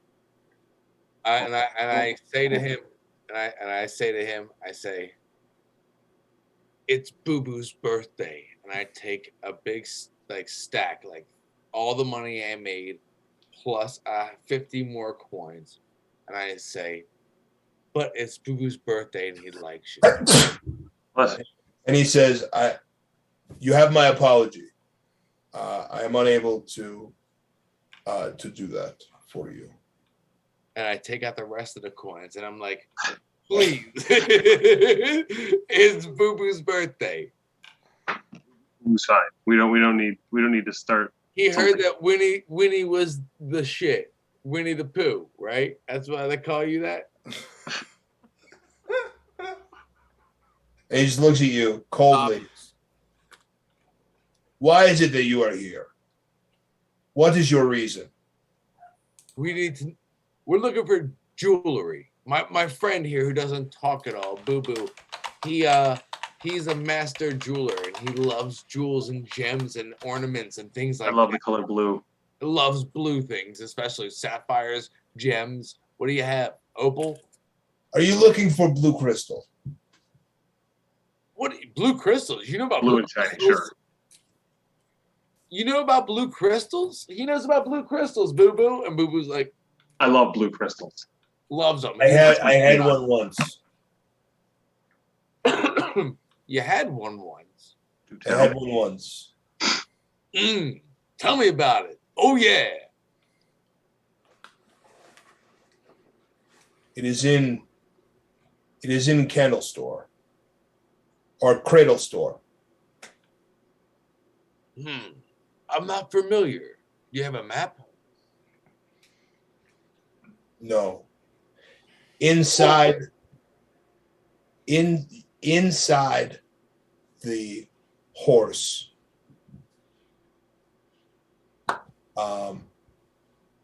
Blue crystal. Inside the horse. I collect all the money off the table at the time.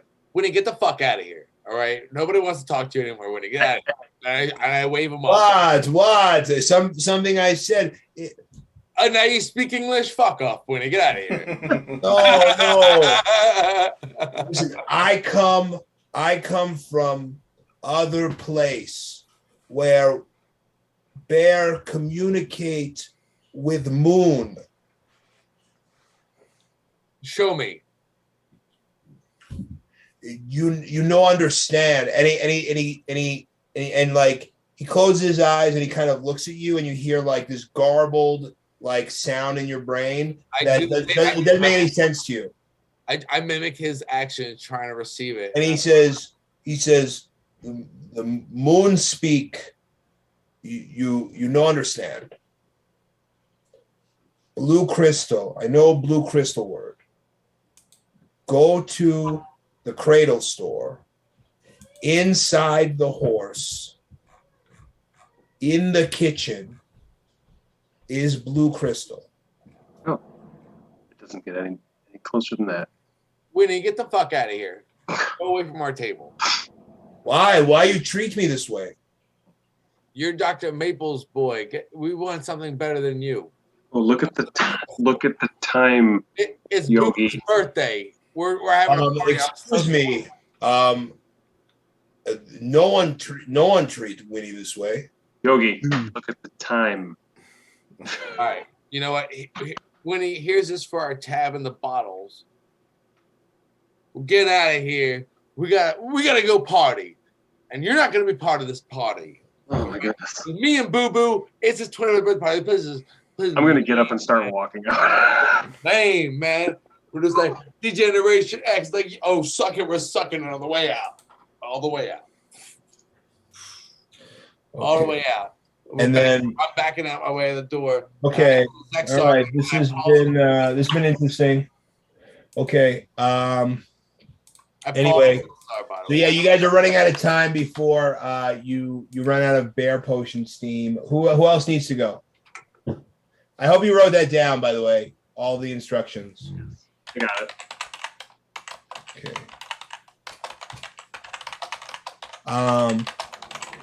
And then where are we going next? Who's next? We haven't heard from Dismas in a while. Well, I might have. I recognize a bear with a celestial aura go into the map store that I was staking out. A celestial aura? Yeah, I would have recognized Cassian. Go into the... Oh, you do recognize Cassian. Yeah, so Cassian is in the map store, and so is Dudley in bear form. They're both inside the map store. Okay. I guess I will tell Cassian, I will flag Cassian down and say, Dudley has changed his form and is in the map store. Because favor is there, I also start gravitating towards their position. Great. I like it. Gravitate. I'm defying gravitate. Me and Thover are sprinting to Dr. Maple's after Yes. the club, by the way. Okay, well, so you told me that, and I said, okay. So be on lookout for anything suspect. They're all deceiving us. Okay. I'm here to get some emeralds.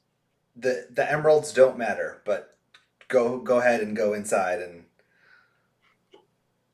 This is all just to buy them time for whatever their devious plot is. But I just want you to know that the bear is in there, and he's Dudley. Okay. I want you to know, don't drink their rum. Okay. I think what you meant to say is, hey, Right. no. I have something to tell you, mister. Oh, and don't let him cut your hair. Yeah, or let him cut your hair, yeah. Okay. But yes, continue to play along, but just keep your eyes out. Okay. Yeah. You got it. Okay. So you walk in, and Dudley. Actually, as you're walking in, Dudley, walks out, and Dismas, do you hide? Yeah. No, I just walk past him. Okay. You're still gonna need to make a stealth check. Okay.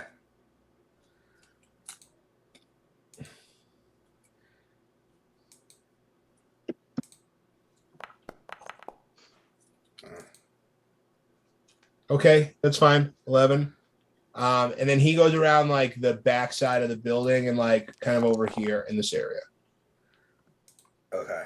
I swing around and keep eyes on him.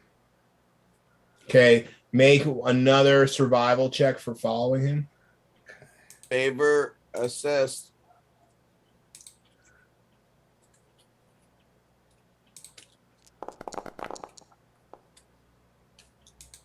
Okay, so you track him back to like the alley behind this building, like over here. Okay. And when you turn the corner, you don't see him. What do you do? I look on the ground for his prints. Great. You look, and because you're trying to track him, but you don't see any prints. You make it.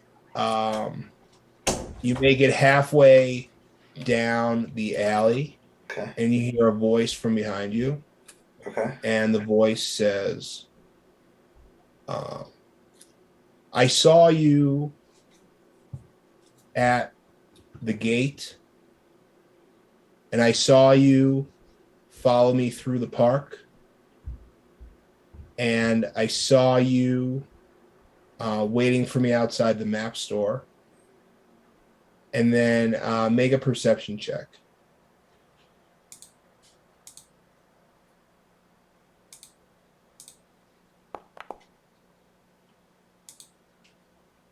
Okay, and you see him reach into his pocket. Because you've turned around to like face him, and you're probably startled a little bit. Oh. Mm-hmm.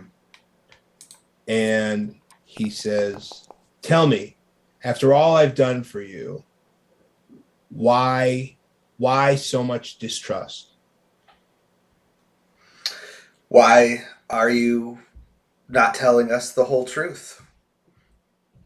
You seem to be a very Harry. perceptive individual, yet you don't see us for what we are. And what is that? Villains, scum, those who were cast out by your world and wound up here through some magical accident. We accept everyone here. This is a place where everyone comes to wash away their past, and we are a welcoming group. What is it that you feel you haven't been told? I am very suspicious that your lady friend is not who she says she is. It's very astute of you. And now I see that you have at least two faces as well. And I don't know if you know this about me, but no one lies to my face. And without consequences, sir. I don't like being deceived. There has been no deception here. other than my own. And he's kind of like been walking toward you, and he kind of like leans against the brick wall of the alley and sort of like slides his butt down, and now he's like sitting on the ground, and he goes, "Come, sit. I will tell you." I sit on the other wall. And so he's sitting across from you, and he says, and he kind of picks at his fur a little bit, and he says, "These costumes that we wear, it's nothing but a means to an end. If you feel deceived by the bearskin potions, then you haven't been paying attention." Okay.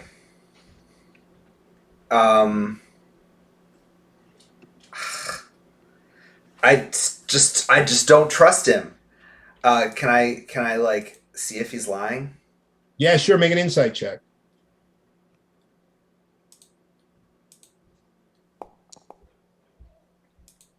Yeah, you feel really confident that he's being real with you. Okay. He says, "I've met your type before. For when Varden first came here, they were not trusting of anyone. But after time, you realize the only way to survive in this place is by trusting people."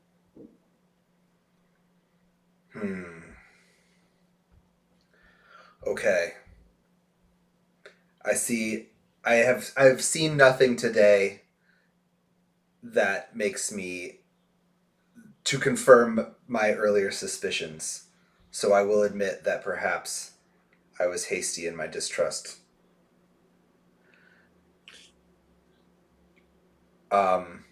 It's not so much distrust as it is lack of blind trust. You understand? I just need to. Oh, I understand. Were you an adventurer in a past life? Adventures, not so much, but knowing who to trust was very important in my life. I myself was an adventurer once, and when I came to this place by some accident, my party and we suffered great tragedy, and I took the thing that I loved and cared about the most, and I hid it away from this world to protect it. I understand the need for distrust, but I assure you, I have nothing to hide from you. Your future, in fact, is my past. Are we in a time loop?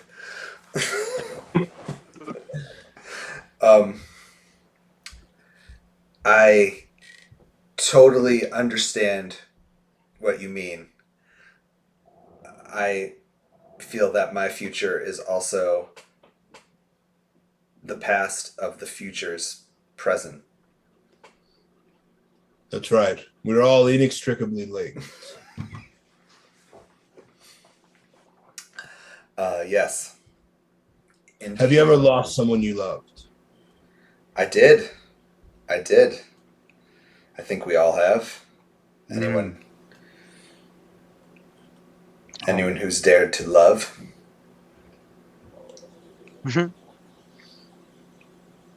Love is truth.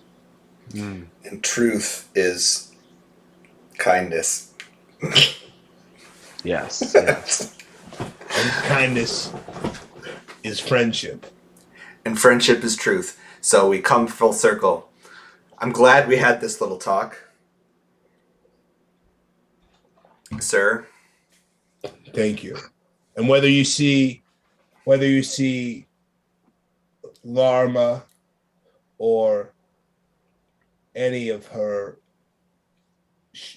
forms, know that she is on our side. I know it undoubtedly. Very well. If you say to trust her, despite what you just said about not trusting anyone, I should take that into consideration. Though, sir, you perhaps could have given us some warning about her many forms before sending us blind into her shop. I already told you. I must hide away the thing that I love the most to protect it. Oh. And he stands up and he takes a package of 3 throwing knives and he kind of tosses them on the ground at your feet and walks off. Okay. And he says, "I'll see you back at the factory." Okay. Great. I'll see you back at the factory. I don't have anything to throw at your feet, but He's already gone. okay. You're gonna shit if there's a long con here and he's still messing with you. I love it. Dude, I still don't fucking trust this fucking guy. All right. Okay. Okay, well, hey, your 4 hours is coming up, almost up. I think we just have Cassian, who's in the middle of a scene. So she's back at Bap's Maps, and Bap is sitting there, kind of one hand on his head at the counter. And he walks in, Cassian walks in, and he goes, or Bap goes, "Hey." Hey, I got the goods you asked for. And I put the box down at Sweet. the counter. He's like, Do you think it's weird, what? the pies? No. You know they're made of bears, right? Made out of what? You know they're made of bears, right? Made out of what? They're made of bears. You can use it. No, seriously, like the guy's got like some kind of like pact with the devil or something.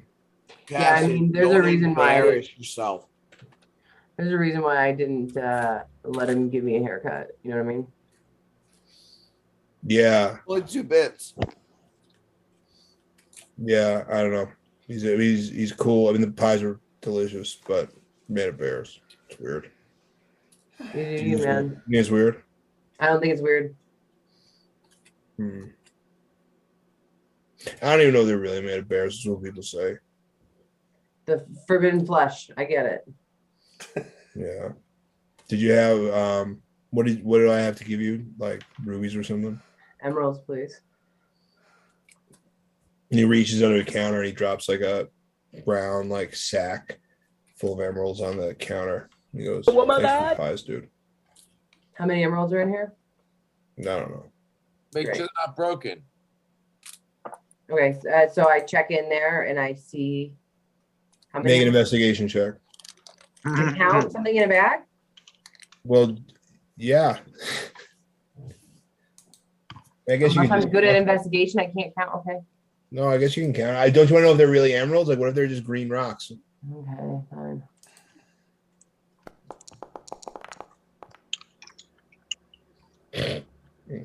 Great.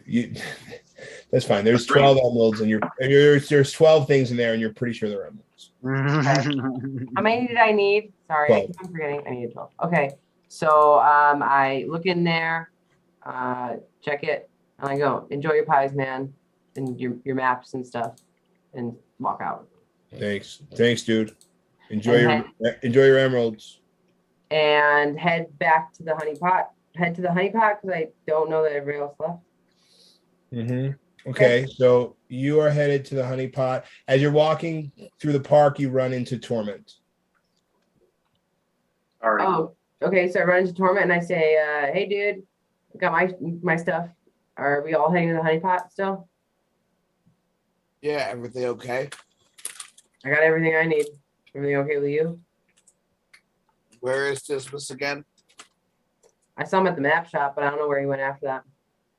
Seemed like he was having a pretty intense convo in there, but I was just there to get my stuff. I'm gonna keep an eye on him. You're gonna keep an eye on him? Is in favor with him? Yeah. Okay, I'm gonna head to the honey pot then. All right. And I leave. Hey, you got about 20 minutes left on your bear skin. 20 minutes? Yeah. It only took me 10 minutes to get to the place. So maybe it's time. Maybe you got to bail. Okay, then I realize I only have 20 minutes left and I just head back to the factory. Okay.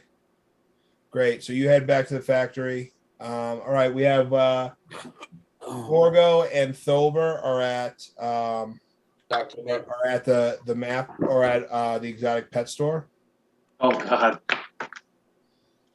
All right. Here we go. We're running inside. Officials. All right. And he says, "Ah, yes, the inspectors. Hello. I've got You've you come a to do package. another inspection. I've got you a package, brother." And I slam it on the table and I leave it for him to open. Oh, thank you so much. I've been waiting for this package." And he takes it and he puts it up on the shelf. "You know, you just missed my nephew. He and his friend were just here." Well, we also have a message for you. Oh. Winnie sends their love, brother. Oh, yes, you delivered my letter. Of course we would. Well, Did I you must deliver on your reward part of you. the deal? I must reward you for your assistance. I've been so first. Let me see. What did I promise you? And might we say you're a very lucky bear? Definitely. There's definitely some animals in here for us. I know that's to be true. You owed us one or two, and a notebook and a map to show us how to get all these animals around the world. I promise none of those things, but let me ask you a question. Are you familiar with exotic creature cubes? No, tell me more. So you see, when I was at Exotic Creature University, some fellow researchers and I developed these cubes, and he pulls one out of from underneath the counter. And you see, like, one side of this cube is like green, and the other side is black, and it's like a little like cube. And he says, you throw this cube at a creature, and you have a chance to catch it as a companion, and you may take it with you on your adventures. Let me try. I feel like I would want to catch them all. I feel like you have to catch them all. Yeah, let me Have try. to catch them all. Wow, that has such a ring to it. But here, you may not use it in the store. I am sorry, but this I will share with you. You can have one. Now, if you ever make it to Iceheim in the north, seek out my research partner, and they can assist you further. And he hands you the exotic creature cube. And he says, but that's not what you came here for. You came here for some kind of animal part, correct? That is correct. We're here looking for something spiky, like a porcupine or yes. I dug one up for you. We had a porcupine herpes outbreak, and they all died. But I pulled this one out of the trash after you left the other day, and he's holding up by the tail like the corpse of a porcupine, and he kind of like turns away from it. He goes, here you go. You may have it. The corpse? Do you participate in necromancy? I never touched the stuff. I'm not at liberty to say. I don't even know anybody named Nancy. But Well, there you have it. There's a porcupine, just like you asked. Thank you. Anything else alive in your shop coming new today? You know, I like I said, my nephew and his friend were here, and I sent them off with two very exotic creatures that I'd never seen before. Your nephew's named Jamal. Do we have to catch Jamal? What's your nephew's name? Mr. Yogi, I think you have to issue a citation. We are friends of Zexar from the club. He's sending us to find your nephew. He's in trouble. No. My nephew is perfectly fine. He and his friend are out in the world trying to catch all different kinds of exotic creatures. I gave them each one. I may have one left. my partner Boo Boo would like to have a look at your one left. I would. No, I feel like you are too inexperienced with exotic creatures to just give you one. I mean, I gave one to my 8-year-old nephew. Ash Ketchum? And then I send all my money to Boo Boo. Oh, your money is no good here. What do you know of exotic creatures? I've had plenty of pets. Do you know of the turtle? Say again? The turtle. Of course. What do you know of the turtle? It's something not to mess around with. What about the dino plant? Terrible to own. Great for defense. Make a deception or persuasion check. Terrible to own. Terrible to own. What do we got? I can't tell you guys how much I'm censoring myself right now. I'm rolling an advantage. Ooh. Oh, you didn't have to. You know what? I've been convinced. You obviously are on track to be a wild creature master. Yes. Boo Boo. And so he pulled out and he kind of puts his hands forward and he opens up his hands, and inside his hands you see, sitting in one hand, you see a little tiny yellow mouse. Hand. Just a mouse. And he says, Yeah. "This is Taposcosa. It's my strong hand. This is a Taposcosa. It is Italian, obviously. And it will accompany you on your journey." Yes. Right? I will. And I accept it. You can take it. I'm not there. I'm just making stuff up. And I wanna hold it in my hands and using my animal handling, like caress it, like. Well, and it reminds you. You immediately feel a connection to it, Gorgo, because it reminds you of your lost rabbit. And a little yellow mouse. You should use a cube on it, man. I'm just saying. I say, I will call you Gorgo 2. Gorgo 2 or Gorgo Chew? Gorgo Like- Chew. Like Pikachu, but with like Gorgo in the front. Or Gorgo Chew. 2. I said Gorgo Chew. Okay, and then finally back at the bakery. Ezekiel, you have received your cakes, and Betty leans over and she says, "Now you be careful out there. It sounds like those guys that are after you could be back at any moment. Are you going to be safe alone?" Do you want to escort me over to my final destination? And she blushes and kind of waves a paper fan over her face. I don't know where she got it from. And she says, "Oh my, I would love to, but I would hate for somebody to see us." Ah, I understand. And I kiss her hand and I say, "Parting is such sweet sorrow." Ah, yes. Well, thank you for that. Those kind words, sir. I'll be back maybe later to try another type of pie. And what type of pie would that be? The old Wu-Tang Pie. the muff pies. Pie. Right. And at this point, Ezekiel, and company, you guys only have a few minutes left of being bears. So everybody probably should start making their way back to. Yeah. We grab the quills, grab the little mouse, and we say, "Creepy old man, we're out of here. Peace. Peace out, Cub Scout. We'll find your cousin, and I promise not to kill him in the future." I was tracking Dismas. What's up? I'm going back to the hideout. We're running the You're not potion Dismas. factory. We're running the factory. Let's run fast. Boo Boo, let's go. Someone needs to send Torment to get his haircut. And we got the spinny legs like in the Hanna-Barbera cartoon. I left Torment a note in the dirt that says, it's cryptic, but it says meet at the place. Meet at the place. That's how we know. All right. You guys all make it back to the paper factory. As you know, dusk begins to settle in on the day. Apparently, they're only 4-hour days. It must be like south of the Arctic Circle or something.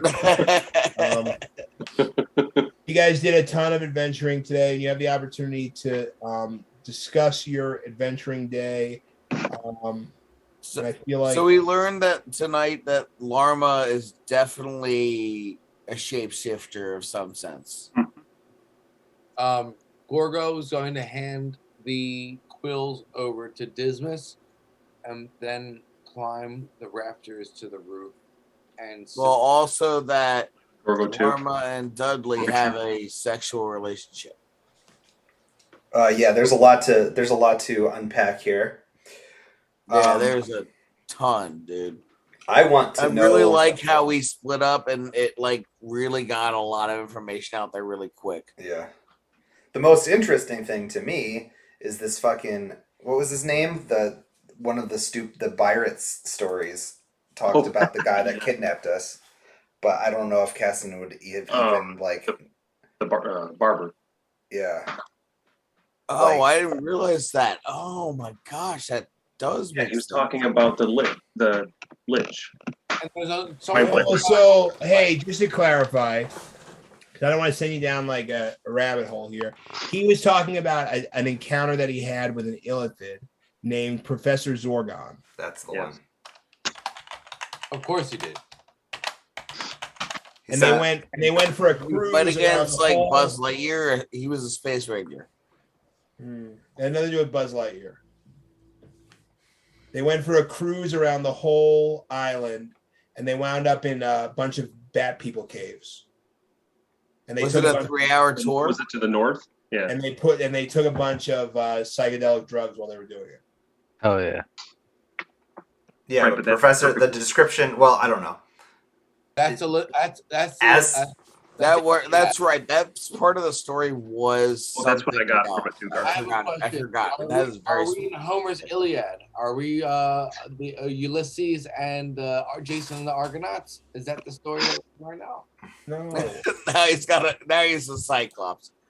I don't know. You know what I think? Can I tell you? But I am upset I don't have one.